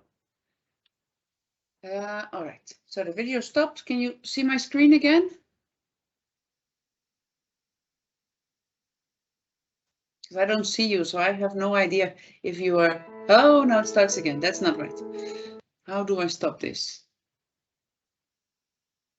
I don't know, actually. Let me go to the next slide. That will help. Yes. Do you see my next slide? Yes. Yes. Oh, good. All right. So in this video, we attempted to explain why anti-nutritional factors are so important when we formulate diets for young animals, not only for piglets, but for young animals in general. So the presence of anti-nutritional factors leads to, a lower availability of the protein. It leads to irritations and inflammations of the gut lining. It leads to fermentation processes in the hindgut that actually make the animals feel ill, and all of that causes damage. So it causes loss of functional service, and it causes also a lot of deviation of nutrients. So a lot of those nutrients we cannot use for growth anymore. And especially for young animals that are so sensitive, first of all, because they do not have a lot of digestive enzymes. They're still building their digestive tract because it's all new tissue. And they are growing, piglets are growing their digestive tract at a very rapid pace. So it's like, the other day it struck to me, it's like riding a train and at the same time building the track. You have to be very fast in making sure that your intestines grow hard enough to support the growth of the body. So it's a very precarious situation and very easy to tip the balance over to a situation where we see a lot of diarrhea occurring. So what we believe in Hamlet Protein is that we need to be very, very low in anti-nutritional factors, as low as we can, to support gut health. And that's why the products that we produce are the lowest in anti-nutritional factors in the industry. And we will, in the rest of the presentation, I would like to demonstrate that to you. And because that, of course, has the product by itself, because of the protein content, has a very obvious nutritional value, there is a functional value coming from the fact that you're actually trying to preserve gut health as good as possible. That leads to a concept which we call the clean diet concept. So if we have a diet which is based upon very good quality macro ingredients, there is no so much need to add feed additives or other compensatory ingredients to make up for any kind of flaws that you could have in the diet. So what we see worldwide is that our customers, by implementing those concepts, can really reduce their reliance on feed additives or in-feed antimicrobials. Now, when we talk about gut and gut health, there is a balance, and this balance, which we call homeostasis, is the situation that the gut always wants. So it always wants to go back to that homeostasis. It doesn't want to be extremely inflamed. It wants to be in a situation where it can respond to pathogens. So it is alert enough to be able to respond, but it is not overreacting because there's not so much stimulants of pathogens going on. So you want to have, let's say, the immune system on standby to make sure that if something happens, they can act. You don't want to be, like a television screen. You don't want it to be switched off because then it takes too much time to start up. It needs to be on standby so it can act immediately when a pathogen comes up or when any sanitary pressure appears. And that can come, of course, from the feed, and therefore feed is a very important factor in maintaining that homeostasis. Not only because of the sanitary pressure that you could have contaminated feed or salmonella contamination of the feed, for instance, but also because of the presence of, inflammatory agents, anti-nutritional factors that just trigger the immune system so much that it gets into an overdrive reaction and therefore has no capacity anymore to react when a pathogen arrives. And then immediately we tip over the whole balance and the animal gets sick and we see a lot of diarrhea. And of course, a lot of loss of performance. That is very clear. So if we go to the next, let me see. Why did I mention the inflammation a couple of times? Because, you know, normally when we talk about inflammation, we think about pathogens, right? This is, okay, there is a pathogen coming, it causes an infection, we have an inflammation, and that's it. But actually, there are 4 types of inflammation, and not all of them are pathogenic. And there's the physiological inflammation, which is kind of the standby modus of the immune system that allows the immune system to react a little bit to some of the microbiota that we have inside the gut. So it keeps the immune system on the tip of the chair. So it can immediately jump up when there's really a strong pressure coming from pathogens. And then you have what we call sterile inflammation. Sterile inflammation is inflammation caused by molecules, components that are in the diet, but they're not harmful. So if the immune system would not respond to it, it would be fine. Nothing would happen. No damage would be done. The problem is that the immune system thinks that they are pathogens because they have, you know, in their composition some structure that resembles something of the cell wall of a pathogen, and the immune system thinks, okay, I have to react. That's what we call a sterile inflammation. It's low-grade chronic inflammation, but this is the type of inflammation that actually can come from anti-nutritional factors in the diet. And by having this continuous inflammation, we deviate a lot of nutrients towards the immune system and we lose functional surface of the intestines. Then there is the pathological inflammation, which is very necessary to sustain, because if there is a bad bug that we need to attack, the immune system needs to be able to react. And then there is metabolic inflammation, which is happening because we're overfeeding the animals a little bit. It's excessive nutrient intake that will cause that inflammation. So today we will talk about that inflammation caused by anti-nutritional factors. And it's not only the inflammation that they cause, as we can see, but there's also other effects, decreasing the digestibility of the diets and protein in particular. So we'll talk about trypsin inhibitors, oligosaccharides, and antigens, because those are the 3 most important anti-nutritional factors for pediatric nutrition. So starting with the trypsin inhibitors, what are they?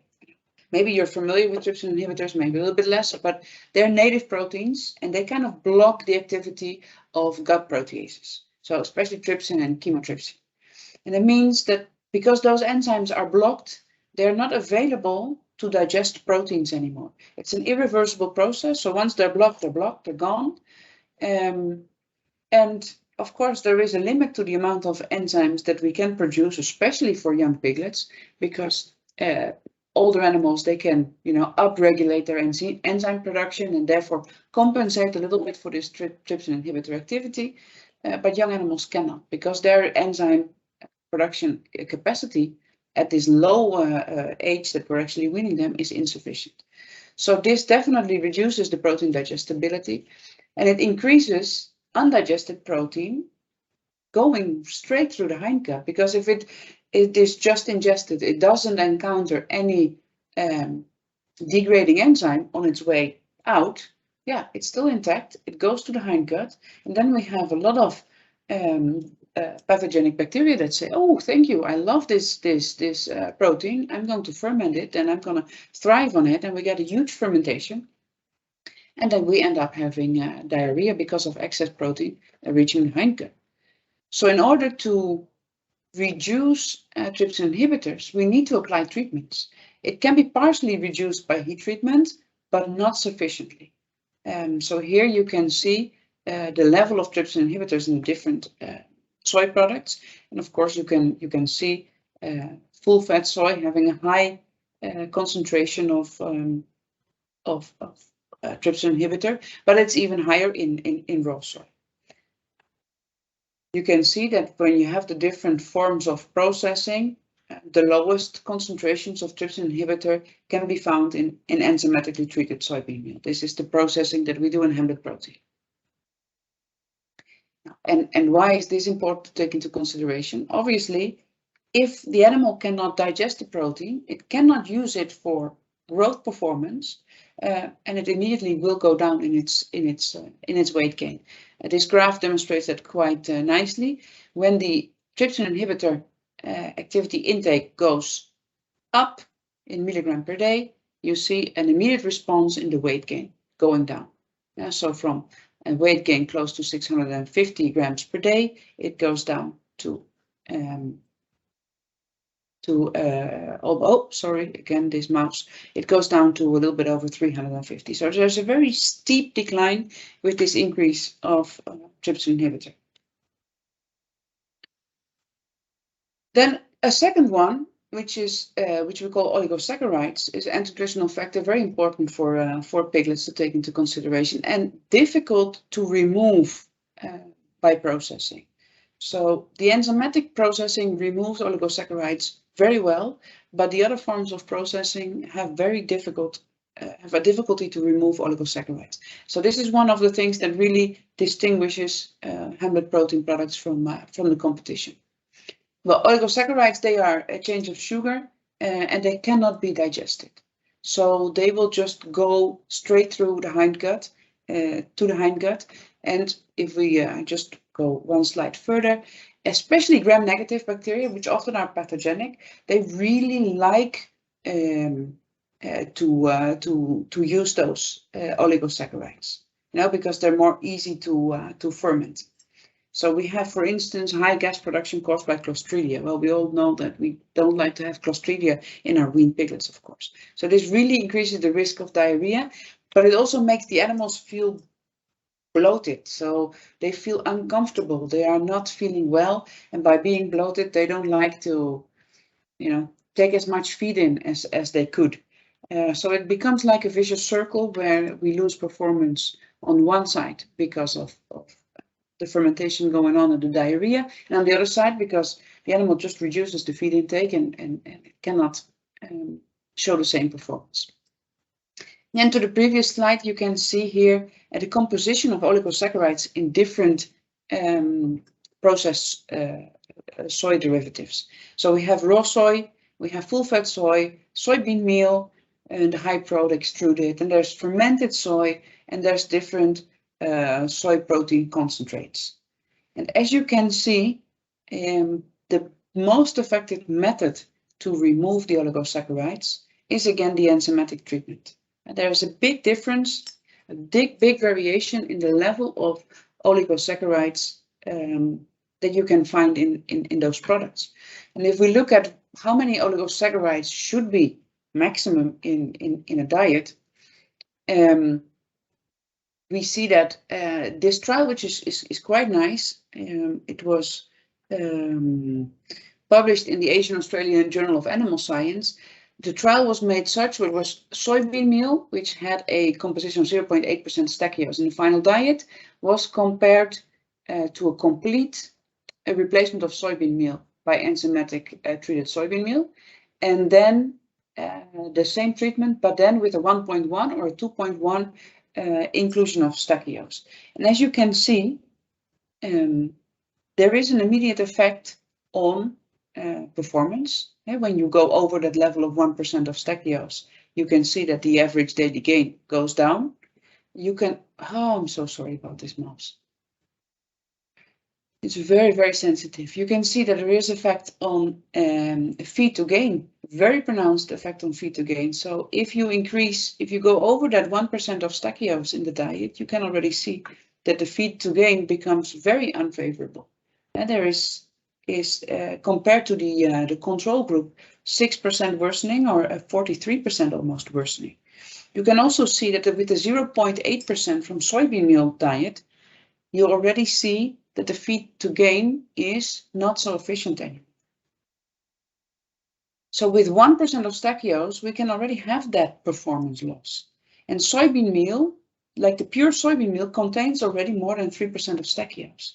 So the amount of soybean meal that you add to the diet is very significant for the total amount of stachyose in the diet. So it's very important to keep that in mind when formulating those diets, that the contribution of oligosaccharides in soybean meal is very high.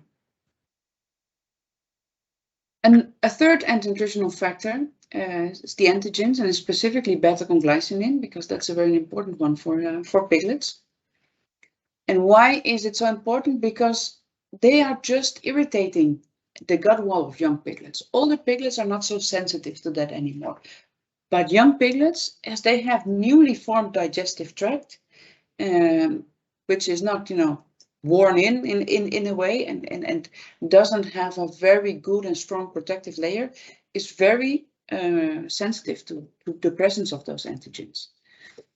Especially to the beta-conglycinin. It is to up to 3 weeks of weaning, and not that after 3 weeks they're not sensitive anymore, but then the sensitivity gradually goes down.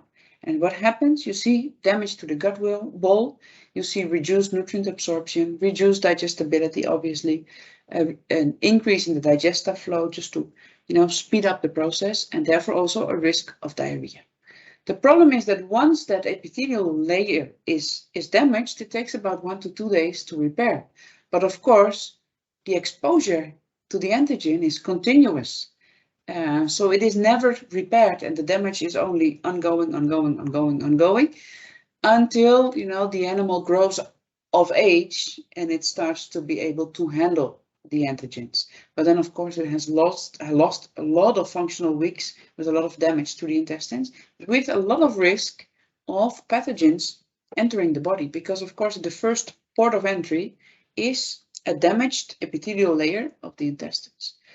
So this is very important and very crucial when it comes to piglet health, but also when it comes to problems that you can see later in life, which can be inflamed joints. They all have likely an origin in a problem in gut integrity, because that was the port of entry for the pathogen starting to inflammate the joints. So the characteristics of the antigens is that it's naturally present, and 65 to 80% of the raw soybean protein is made up of beta-conglycinin and glycinin, because they are the storage proteins of the soybean. So it's not like, oh, let's just take a batch of soybean meal that is just lower. No, this is just always present and in very high concentrations. And therefore they need to be denatured in order to improve the digestibility, and in order to don't have this allergic response in the gut. So that's where you really need treatment of the soy to be able to reduce the content of beta-conglycinin, because by treating the soy, it destroys the beta-conglycinin, and therefore you have less risk of this inflammatory response. You see raw soy here, very high concentration. It goes a little bit down with full-fat soy. Then soybean meal goes down. Extrusion helps.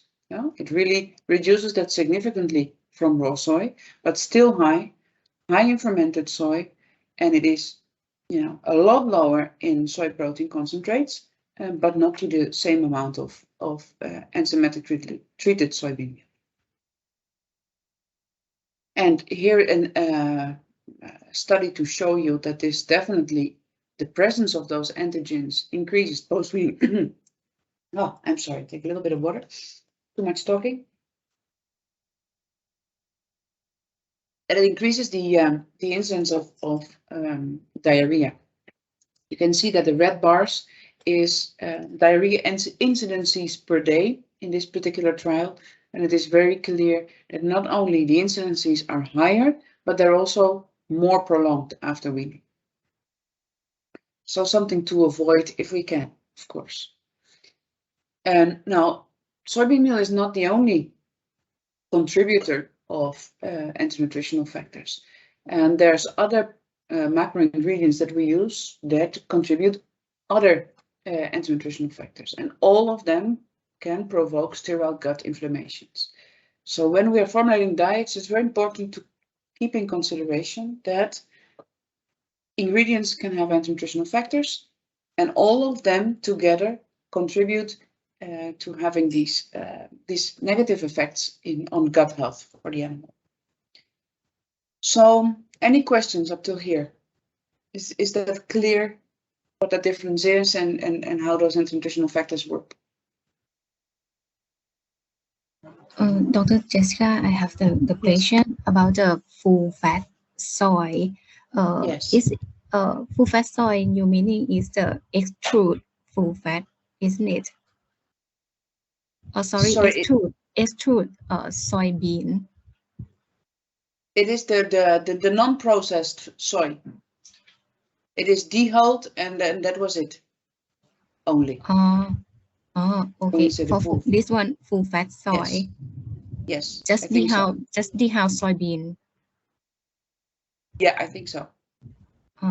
But there's probably there is probably, I'm not sure about this particular evaluation that we've done, but this in the raw soy, this is of course, the soy as it comes, so it is not dehulled yet. And the full fat soy has already undergone one treatment, sorry.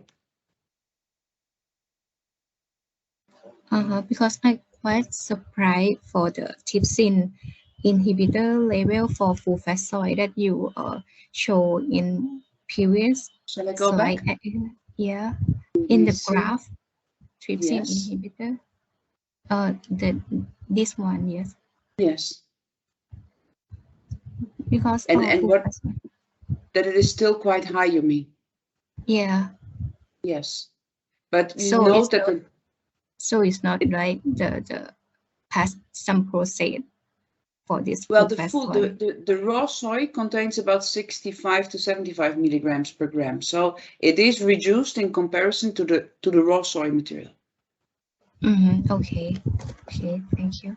I see it's about 1/3 of what is in the raw soy, but it is still very high. Yes, so the processing that is applied to full fat soy is not sufficient to reduce trypsin inhibitor sufficiently. Okay, thank you. Therefore, it has a high contribution.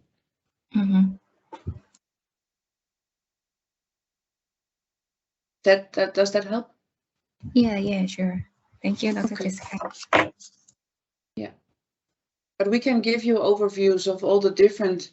We have very detailed tables with all the different processings and compositions of anti-nutritional factors, if you would be interested.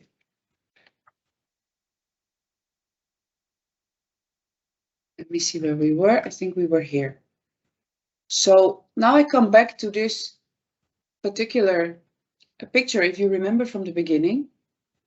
And now after hearing this story, you probably are not so surprised that the animals on the right with the damaged villi were piglets fed on soybean meal. So they had soybean meal as main protein source in their diet. Whereas piglets on the left were fed with enzymatic treated soybean meal, in this case HP300 from Hamlet Protein. You can clearly see that an animal fed with the HP300 has a different gut health than animals fed on soybean meal.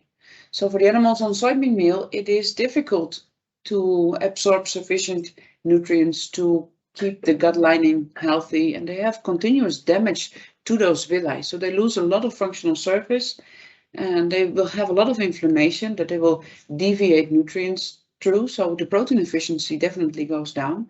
And just looking at the picture, I think it's quite impressive, what that difference is, how that looks like in intestinal health. And you don't have to be a gut health expert to understand that the picture on the left comes from healthier animals than the picture on the right.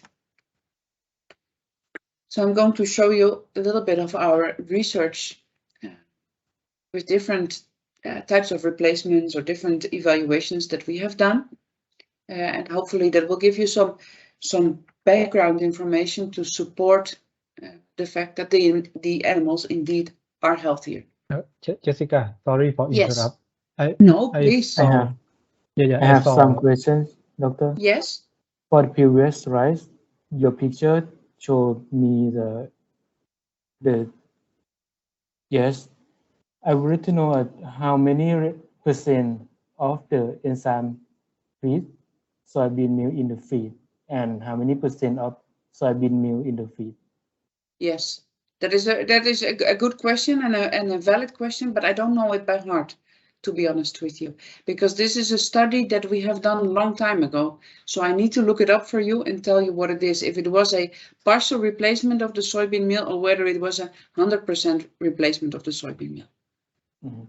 Typically what we did, I know where this study was done, and it was performed in Germany.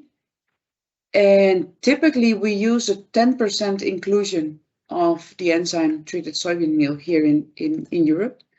But I'm not sure whether that was the case for this trial or whether it was a 100% replacement, and then probably we're closer to an 18% inclusion if it would be 100% replacement with enzymatic treated soybean meal.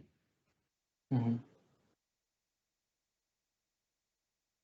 Because of course the difference is quite remarkable, and of course the lower your inclusion of enzymatic treated soybean meal becomes, and the higher your soybean meal inclusion becomes, the more at some point the pictures start to look alike. Because you have, it's about the presence of the nutritional factors here. It's a very good point. We'll look it up. I'll make a note of that. Okay? Okay.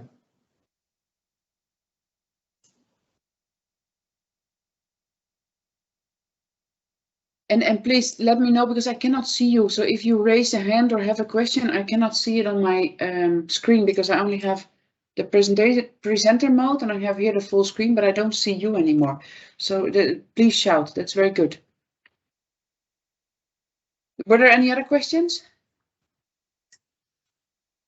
For me, no. No? Yeah. Okay. Here we have the digestibility, crude protein digestibility of piglets.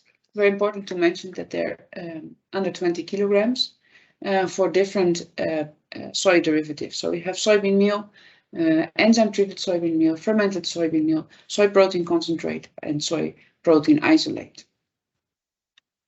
And of course, you can see different values and different digestibility, with high digestibility for the enzyme treated soybean meal. And we look at the digestibility of lysine, we see again that there's a lot of differences between the different ways of processing of soybean meal. And here again, this is in animals lower than 20 kilograms. And that's important to mention because a lot of the trials that are presented are done with animals that are higher in body weight. So if you do a trial on digestibility, with animals that are somewhere between 20 and 50 kilograms, you overestimate the digestibility when it comes to piglets. So it's very important when formulating those diets to take that into consideration, because as you can see, the digestibility for a piglet under 20 kilograms, crude protein digestibility in soybean meal is around 80%, while if you go to 20 to 50 kilograms, it's over 88%. So that is a big difference. And important. A lot of companies present usually their digestibility with trials done in animals between 20 and 50 kilograms. So that overestimates the digestibility and is therefore not comparable to, for instance, the digestibility data that we present at Hamlet Protein. We always measure in piglets under 20 kilograms because that is representative for the end user of our products. Because our products are mostly used in those diets in the nursery phase. So we have to measure also digestibility in the animals of the right age to give all our customers a representative representation of the digestibility. Now, if we look at the comparison between HP 300 versus soybean meal, as we saw in the picture, we've done a meta-analysis with our most recent trial. So we have Hamlet Protein exists for about 30 years now. So we have a very large database, but we recently did a meta-analysis with some of our recent trials. That's why the amount of trials in this meta-analysis is not so big, and the inclusion rate of this meta-analysis was up to 11%, and days post-weaning up to 15 days. And here you can see that there is an effect on body weight. There is an effect, significant effect of average daily gain. And we see that there is an effect on average daily feed intake and numerically an effect on feed conversion rate. So in general, the animals grow better, have good feed intake. And in this case, we didn't get the feed conversion rate significant, but in a lot of trials, we do get them significant. We see an improvement in feed conversion rate. So the animal does not only eat more, but he only uses it better, so he grows better.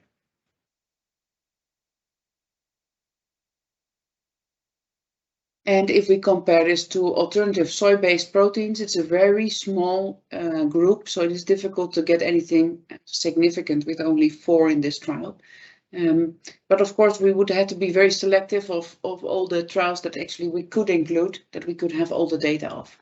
And then you see an improvement numerically on the body weight, on average daily gain, on feed intake, and on feed conversion rate. But as mentioned before, not significant due to the very small number of replicates in this group. When we look at animal protein replacement meaning fish meal, blood plasma, egg powder, and fish hydrolysate. The group again is very small of trials that we could include because we only wanted to have recent trials to be representative of modern diets and genetics. And there you can see in general, we can maintain the same performance as animal protein animal protein sources, numerically, which is surprisingly because that's one of the selling points for animal proteins, of course, that most of the times piglets like it very much.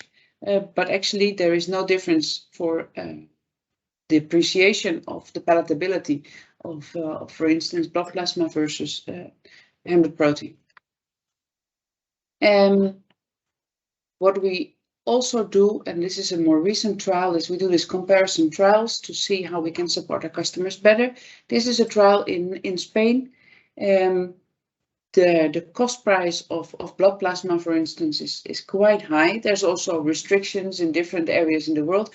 I'm not sure actually if there is, because I don't know that by heart, is it allowed to use blood plasma in Thailand?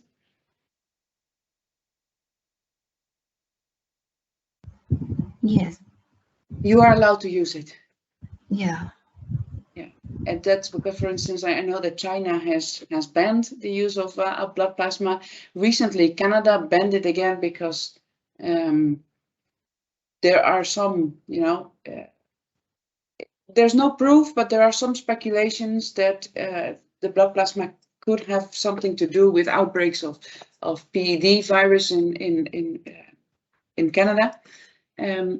But for us, the main reason why most of our customers would like to reduce blood plasma is because it's just very expensive. And we run this trial in Spain, and what you can see here is that there was no difference in performance whatsoever between the blood plasma and the HP300 group. But the cost price of the diet was significantly reduced by replacing blood plasma by HP300. So a lot of times our customers are afraid that when they remove blood plasma, that they will lose performance and they will lose, the growth speed because blood plasma is just so good. But HP300 has proven to be equally good as blood plasma. And why is that? That's because we do believe there is a strong effect on gut health when you use HP300. Well, I already showed you the pictures of the villi, and this is actually coming from a different trial. It was not the same trial as where you saw the pictures from. This is a trial that was conducted in China, and it was published in 2019. And here, soybean meal was compared to HP300 that was either fed for 14 days or for 28 days. That's the difference between 301 and 302. And there you can see that average daily gain was improved both in the first phase as in the second phase. The villi height between the groups, between soybean meal and the both HP300 groups was significantly improved because villi height was longer, and then also the villi height to crypt depth ratio, so it's a little bit difficult to pronounce, was improved for the HP300 groups, where the effect was the strongest in the group where you actually fed the HP300 up to 28 days of age. So the first 2 weeks seem to be crucial, but the effect doesn't stop there. And the animal is still, after 2 weeks, we've seen that also, for instance, for the antigen susceptibility, it's over 3 weeks. So feeding the HP300 up to 28 days really made the difference in this trial. In this particular trial, there was a second trial done by the same research group, which was also published. What they did was they looked at a negative control group, which had no antibiotics in feed. Then there was a group which received AGP, which was chlortetracycline in this case, and a group that received HP300. And the animals were fed with the different diets, and then at good point exactly what day they were, day 29, they were slaughtered, and up to that day, so they had the diet differences up to that day, they were slaughtered and looked at, for instance, the abundance of tight junction proteins, which was higher for the HP300 groups. And they also looked at the villi height and crib depth again. And as you can see, again, a positive result for HP300. Interesting to remark is that an AGP, as we always consider them to be antimicrobial, of course they have some antimicrobial effect, but because they're so low inclusion, the effect is not so big, but they have a very strong anti-inflammatory effect. So AGPs can compensate a little bit for the presence of anti-nutritional factors. So they can undo some of that pro-inflammatory effect from the anti-nutritional factors. And that you can see in the tight junction protein abundance, because you can see that both AGP and HP300 have a significant effect compared to the control. And that's because of that anti-inflammatory effect. So that is very remarkable. But then when it comes to really the villi quality, so the height and the integrity, there's nothing that the AGP can do against that damage that is happening on the epithelial level.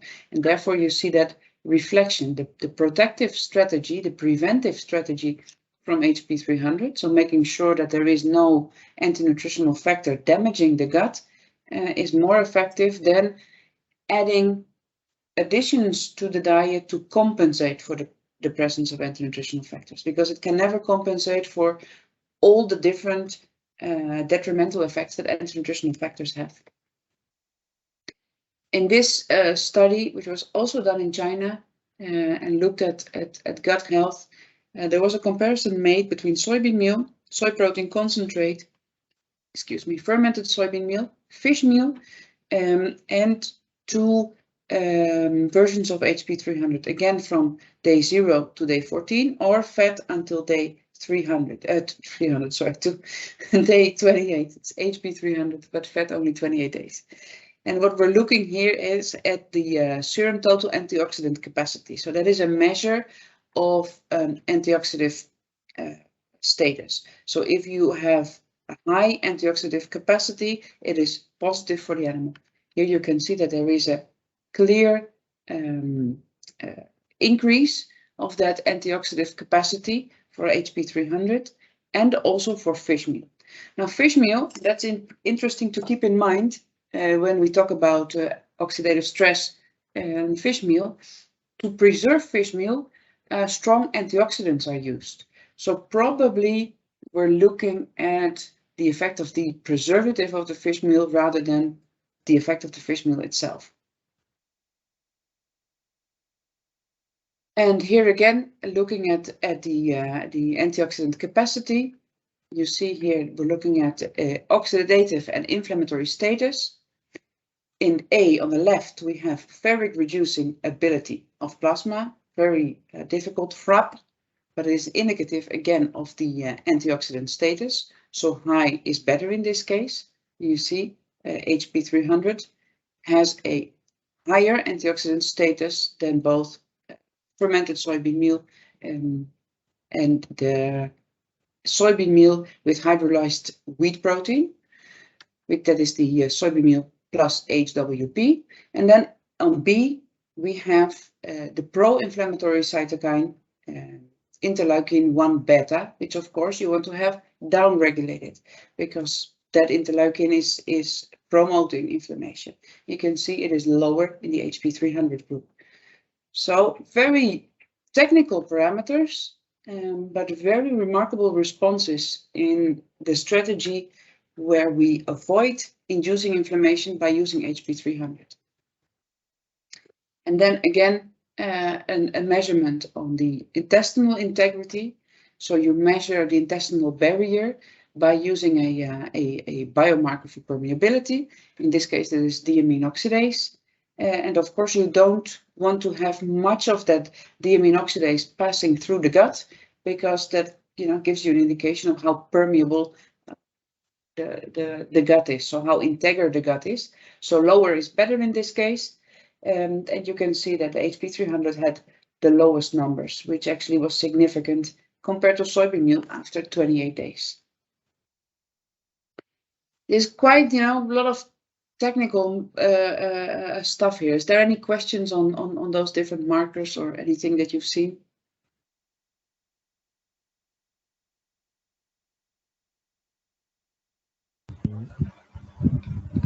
For me, I have no question. No question. All clear. Good. I'm happy.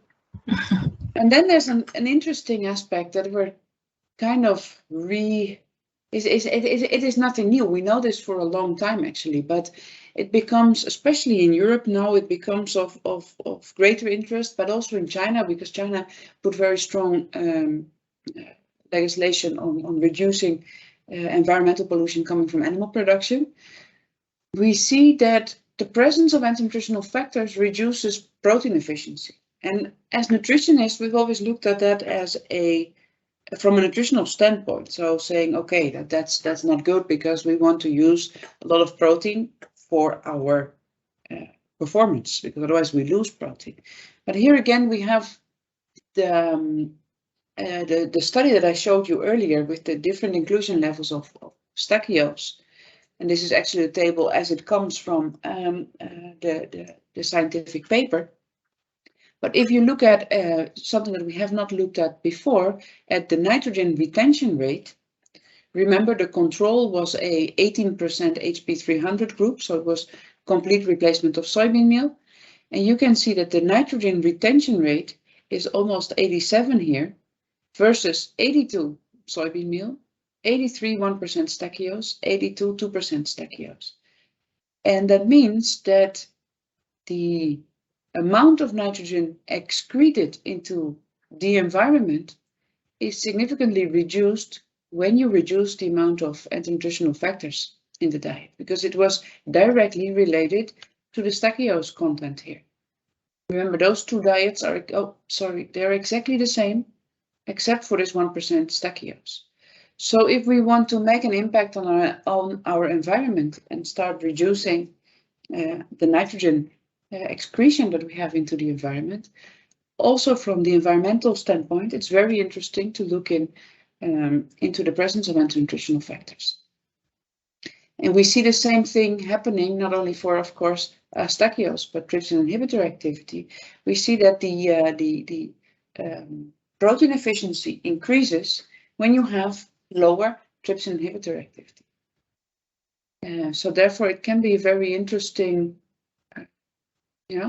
different way of looking at things by formulating, also keeping the environmental impact in mind. We're seeing that in Europe, very strongly pronounced. The most of the big feed mills do take that into consideration and start to learn more and more about how to formulate diets such that we reduce our impact for the environment. So that was a little bit what I wanted to share with you today. I guess we did that exactly in the hour minus 1 minute, so that is perfect timing.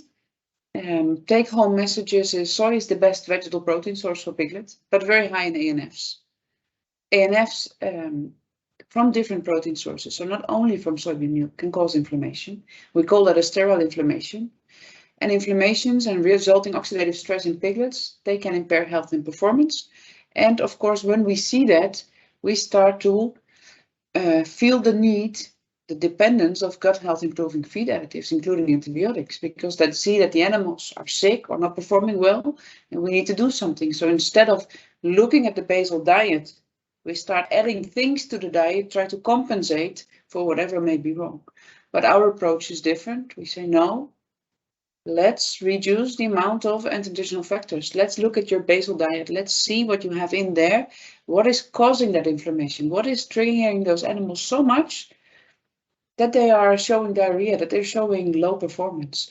And what can we do to improve to make sure that you don't have that dependency on feed additives anymore? That doesn't mean that you should not use feed additives. No, on the contrary, there's some very good feed additives that can be useful, but then you can really pick and choose of the ones that really contribute to your diet and can be cost effective to support performance. We know that we can reduce ANFs by treatment of the soy, but the most effective treatment is enzymatic treatment. And that is not something that we say because that's the way we do it, but that's a clear evidence coming from literature and from the scientists stating that as well. So if we include HP 300, which is very low in anti-nutritional factors in the nursery feeds, it is a very good strategy to preserve gut health. We've seen that with the different markers and the gut integrity and villi length. That results ultimately in better performance of those animals when you compare that to soybean meal. That was a little bit what I had for you today. Are there any questions there?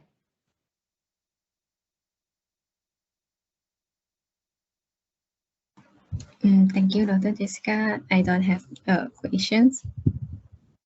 No. No. Thank you for your presentation, Doctor. I have one question.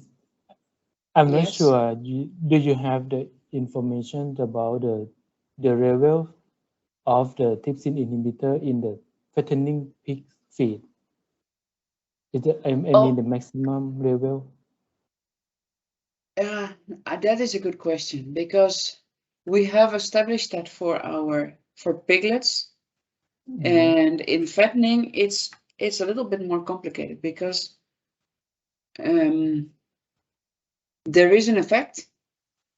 Definitely is an effect, because as soon as you block your proteases, there is a reduce in your protein digestibility, but at the same time, a fattening pig is better able to upregulate the enzyme production. When it censors, there is still a lot of undigested protein. It just starts to produce more of those proteases.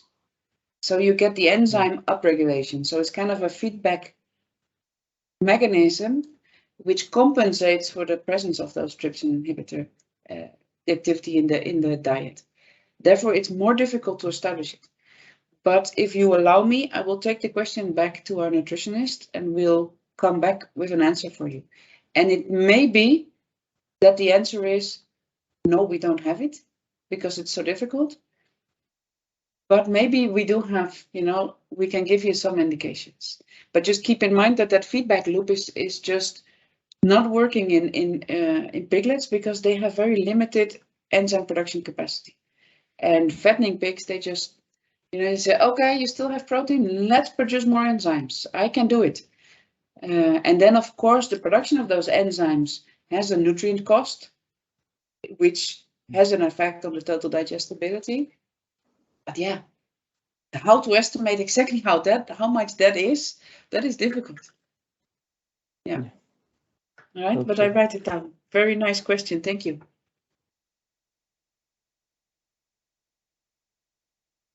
Any other questions?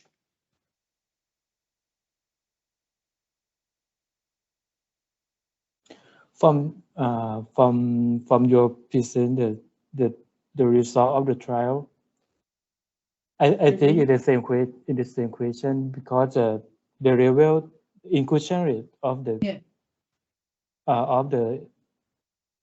enzyme treat or SP 300 in the feed, because if I see your slide, it don't have the level of enzyme treat, right? Yes. In the treatment.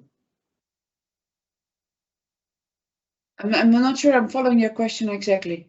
Could you phrase it differently? What is the question exactly? I want to know the level of the enzyme I treat. don't understand the word that you say. What is that? Because I understand the railroad, but what? I'm sorry. The percentage Yes, of the พี่ช่วยแปลหน่อยก็ได้ครับ Yes, the percentage of ESBM in the feed.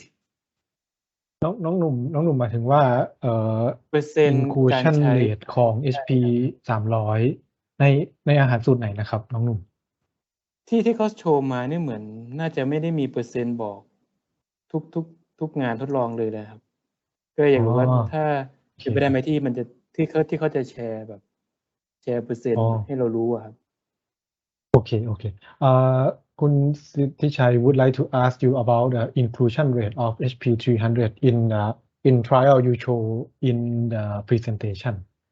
Okay, and do you remember which trial that was? Then I'll go back to it. น้องหนุ่ม Can you still see my screen or not?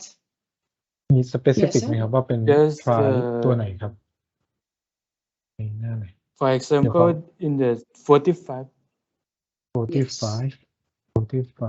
okay. Yes, in 45. Let me just check that quickly for you. Yeah. See. 45. 35. I have it here.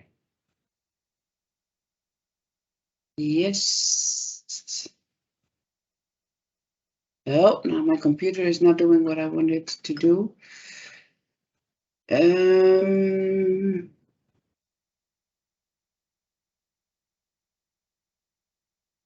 me see.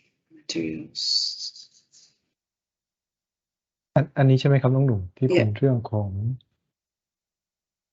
replace SBM อันนี้ใช่ไหมครับ 9% of 9%. ESBM. Yes. Okay. 9% of ESBM. Yeah. And that is the corn soybean meal based diet was the like the reference, and then there was 9% inclusion of ESBM. Okay. Maybe can you share this for the full paper? Yes, that is exactly what I wanted to propose. There are some very nice publications. So there's two by the author called Ma, so that is two from 2019. And then I also just showed you a paper from Zhang, which I also will share with you. Then you have the exact diet formulation. Thank you. But for the quick review in this paper is 9% of HP 300, right? It is what? For this trial. I mean, from your quick review is inclusion rate is 9% of HP 300. 9% of HP 300, which is referred to in the paper as ESBM, but it is the HP 300. Okay. And Dr. Jessica will send the full paper to you again. Yeah. Thank you. And of course, after reading the paper and you have questions, feel free to reach out and to ask the questions, and we are very happy to help you with whatever the question may be. Okay. Right? Yes, thank you. Thank you. Any other questions? มีคำถามอื่นๆอีกไหมครับ อันนี้ก็จะเป็นช่วงสุดท้ายแล้วครับ จะเป็นช่วง Open Discussion ครับ คือถ้ามีคำถามตั้งแต่พาร์ทแรกนะครับกับพาร์ทที่2เนี่ยครับ ก็ถ้ายังใครมีคำถามตกค้างก็เชิญได้เลยครับนะครับ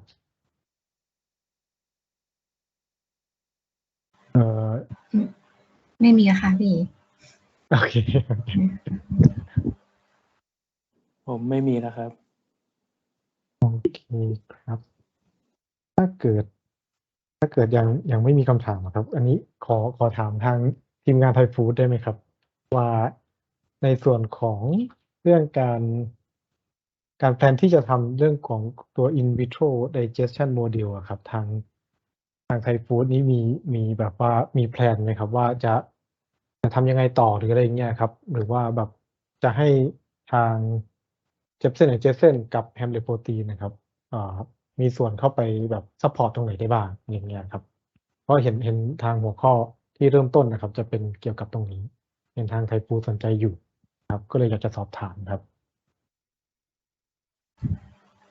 ค่ะพี่จะไม่แน่ใจพี่หมิวยังอยู่ไหมคะอยู่ค่ะคือของหมิวอะค่ะคืออยากเซตแลบนั่นแหละค่ะพี่แต่ทีเนี้ยตรง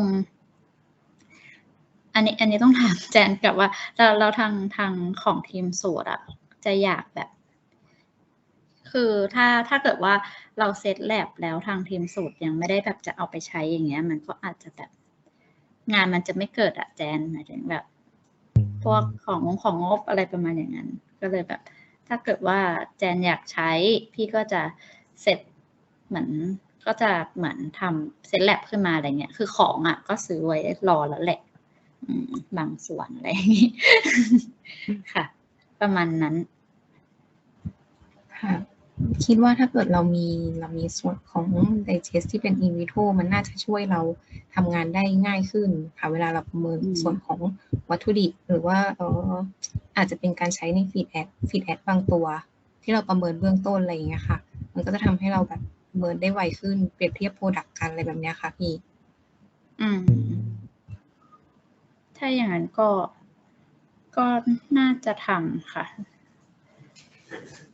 ก็น่าจะอาจจะต้องเขาเรียกอะไรรีวิวพวกโปรโตคอลอะไรอย่างเงี้ยคือยังไม่แน่ใจว่าเราจะแบบ follow โปรโตคอลของ professor คนไหนอะไรยังไงที่มันแบบจะเข้าใจง่ายแล้วผลมันก็ออกมาแม่นชัดเจนอะไรประมาณนั้นนะคะน่าจะอยู่ตรงโปรเซสตรงนี้ในต่อไปนะคะในอีกประมาณสัก3 เดือนข้างหน้าค่ะประมาณนั้นถ้าตรงจุดนี้คุณหมิวมีข้อมูลอยากจะรีเควสหรืออยากจะให้ทาง Hamlet Protein หรือว่าทาง Jebsen เราเข้าไปซัพพอร์ตตรงจุดไหนก็รีเควสได้นะคะอยากจะให้ทางนี้แชร์ข้อมูลหรือว่าอยากจะได้ข้อมูลอันไหนเพิ่มเติมหรือว่าเป็น requirement อันไหนที่ทางเราพอจะช่วยได้ค่ะค่ะ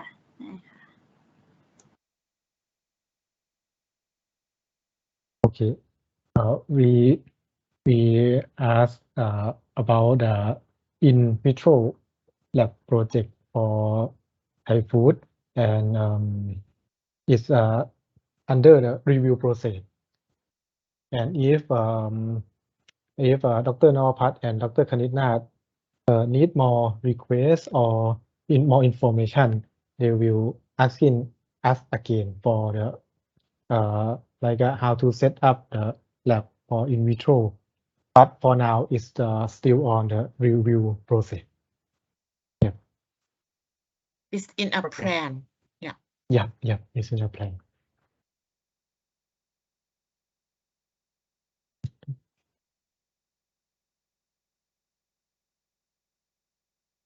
แล้วก็อยากจะสอบถามครับว่านอกเหนือจากโปรเจกต์ที่เป็นเกี่ยวกับเรื่องของ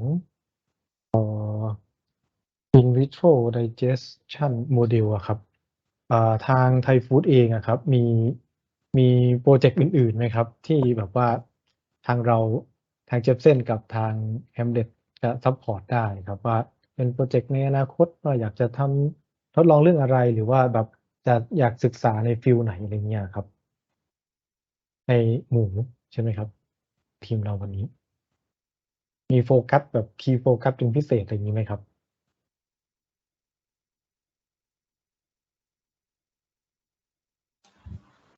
คิดว่าโปรเจกต์น่าจะมีอยู่ค่ะแต่ว่าเรายังไม่ได้คุยรายละเอียดกันในทีมซะทีเดียวนะคะพี่อาจจะเป็นพวกเรื่องเกี่ยวกับเรื่องแก๊สอิมิชันการวัดอะไรพวกนี้ค่ะก็อาจจะเป็นโปรเจกต์ประมาณนี้ค่ะแต่ว่าเรายังไม่ได้คุยกันในทีมอย่างที่บอกไปค่ะว่าเราจะทำยังไงหรือวางแผนทำยังไงกันบ้างแต่คิดว่าในอนาคตเราน่าจะต้องมีงานทดลองที่วัดในส่วนนี้หรืออะไรแบบนี้ค่ะน้องแจนขอโทษทีพี่ขออีกครั้งหนึ่งได้ไหมครับเมื่อกี้เกี่ยวกับการวัดอะไรนะครับ พวกgas emission nitrogen excretion จากในมูลหรืออะไรประมาณอย่างเงี้ยค่ะพวกปัดของเสียค่ะแต่ว่ายังไม่ได้คอนเฟิร์ม เรื่องของ ใช่ไหมครับเป็นแผน environment concern ใช่ไหมคะน้องแจนก็คือค่ะ ค่ะ ใช่ค่ะเรื่องของ environment concern ก็เป็นหนึ่งในโฟกัสที่ทางไทยฟู้ดจะทำโปรเจกต์อยู่ค่ะคิดว่าจะมีค่ะแต่ว่าเรายังไม่ได้คุยรายละเอียดในพาร์ทนี้กันค่ะคิดว่ามีค่ะ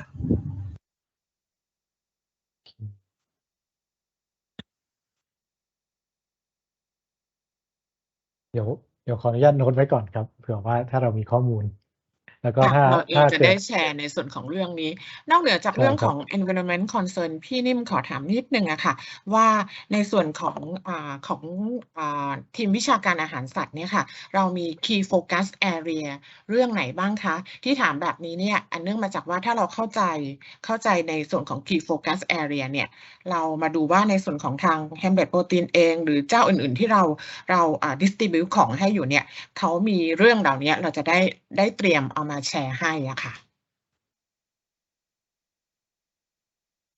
ยกตัวอย่างเช่นอย่างบางเจ้าเนี่ยค่ะเขาก็จะโฟกัสไปในเช่นอย่างเรื่องของตอนนี้หลายลูกค้าหลายรายก็จะมุ่งไปที่เรื่องของ environment แล้วก็นอกเหนือจากนั้นบางเจ้าอาจจะมุ่งไปที่เรื่องของ early nutrition อะไรแบบนี้ค่ะแจนก็เลยอยากจะทราบว่าในส่วนของทางไทยฟู้ดเนี่ยค่ะ key focus area ของปีนี้กับปีหน้าเนี่ยค่ะเราดูเรื่องไหนเป็นพิเศษค่ะค่ะนี่ก็จะเป็นส่วนใหญ่เราจะปีนี้ที่เราเริ่มวางแผนทำก็คือเรื่องอาหารลูกหมูเล็กคุณภาพของอาหารลูกหมูอะค่ะที่เราอยากจะพัฒนาค่ะแล้วก็พาร์ทที่2ที่คิดว่าจะเป็นแผนในอนาคตนะคะที่เราก็จะมีการศึกษาเพิ่มมากขึ้นนั่นจะเป็นเรื่องของพวกแบบcarcass quality ค่ะเป็น2พาร์ทหลักของพาร์ทหมูขุนที่เราสนใจอยู่ค่ะ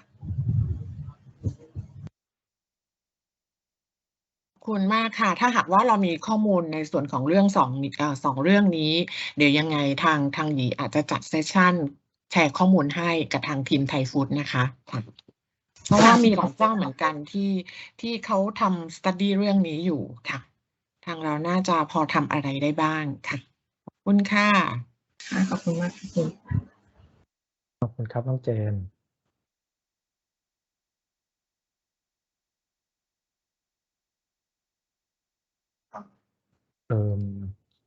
มีใครเพิ่มเติมไหมครับในส่วนของคำถามเรื่องของตัว discussion กันช่วงท้ายครับ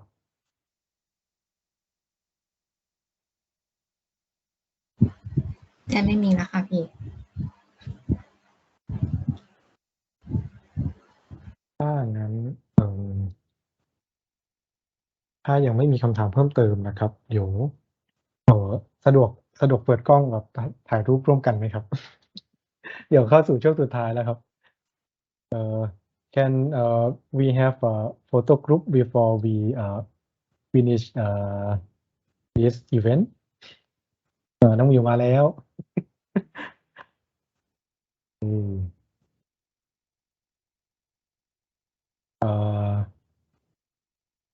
okay who will compatible to open the camera we will take a photo together before we finish this พี่พึ่งถ่ายเลยไหมครับต้องให้สัญญาณไหมครับได้ค่ะเดี๋ยวมีใครสะดวกเปิดกล้องอยู่ไหมคะงั้นเดี๋ยวขออนุญาตนะคะเดี๋ยวนับ1 2 sorry I should call in English so I will give you a signal so 1 2 3 okay let me save the first one and then we have the backup one the second shot wait a moment please okay so one more time 1 2 3 Thank you ครับ Thank you very much Thank you ค่ะขอบคุณครับ and before we left this meeting we will have evaluation form พี่พึ่งเดี๋ยวพี่พึ่งขึ้น QR code นะครับสักครู่นะคะได้ ใช่ครับนี่อาจจะขอรบกวนนะครับทางทีมงานไทยฟู้ดนะครับช่วยทำแบบประเมินการสัมมนาครั้งนี้นะครับแล้วก็เดี๋ยวทางเราจะมีตัวหลังจากทำแบบประเมินเรียบร้อยแล้วครับก็เราจะส่งตัวไฟล์ Presentation นะครับกับส่วนของวิดีโอสำหรับการรับชมย้อนหลังนะครับให้กับทุกท่านหลังจากที่ทำแบบประเมินเรียบร้อยแล้วนะครับผมเดี๋ยวมีลิงก์ให้ในแชทด้วยนะครับถ้าใครไม่สะดวกสแกน QR code นี่ QR code ตามหน้าจอข้างบนนี้นะครับหรือว่าสามารถคลิกเข้าไปที่ลิงก์ในแชทบ็อกซ์นะครับสามารถทำได้ทั้ง2แบบเลยนะครับหลังจากทุกท่านทำเสร็จเรียบร้อยแล้วทางเราก็จะส่งไฟล์นะครับ Presentation แล้วก็ตัวของวิดีโอที่รับชมย้อนหลังในงานสัมมนาครั้งนี้ให้อีกครั้งหนึ่งนะครับผมถ้าอย่างไรวันนี้ก็ขอขอบคุณนะครับทีมงานไทยฟู้ดทุกๆคนมากนะครับแล้วก็thank you everyone and our speaker also for this value presentation and sharing our information to Thai Food Group and we would like to say thank you again and see you in next event. Yep. Thank you. Thank you Jessica Thank you ขอบคุณมากครับพี่วัดขอบคุณครับพี่นิ่งครับขอบคุณครับ พี่ซุปขอบคุณนะครับขอบคุณนะค ครั รั บบ ขอบคุณครับขอบคุณครับขอบคุณครับหยี ถ้าหากว่าทางทีมมีข้อมูลอันไหนที่อยากจะได้เพิ่มเติมก็ติดต่อทางJebsenได้เลยนะคะ เดี๋ยวข้อมูลที่ค้างไว้เดี๋ยวหยีส่งไปให้ค่ะ ได้ครับ ขอบคุณค่ะ ขอบคุณนะคะ ขอบคุณมากครับ ขอบคุณค่ะ สวัสดีค่ะ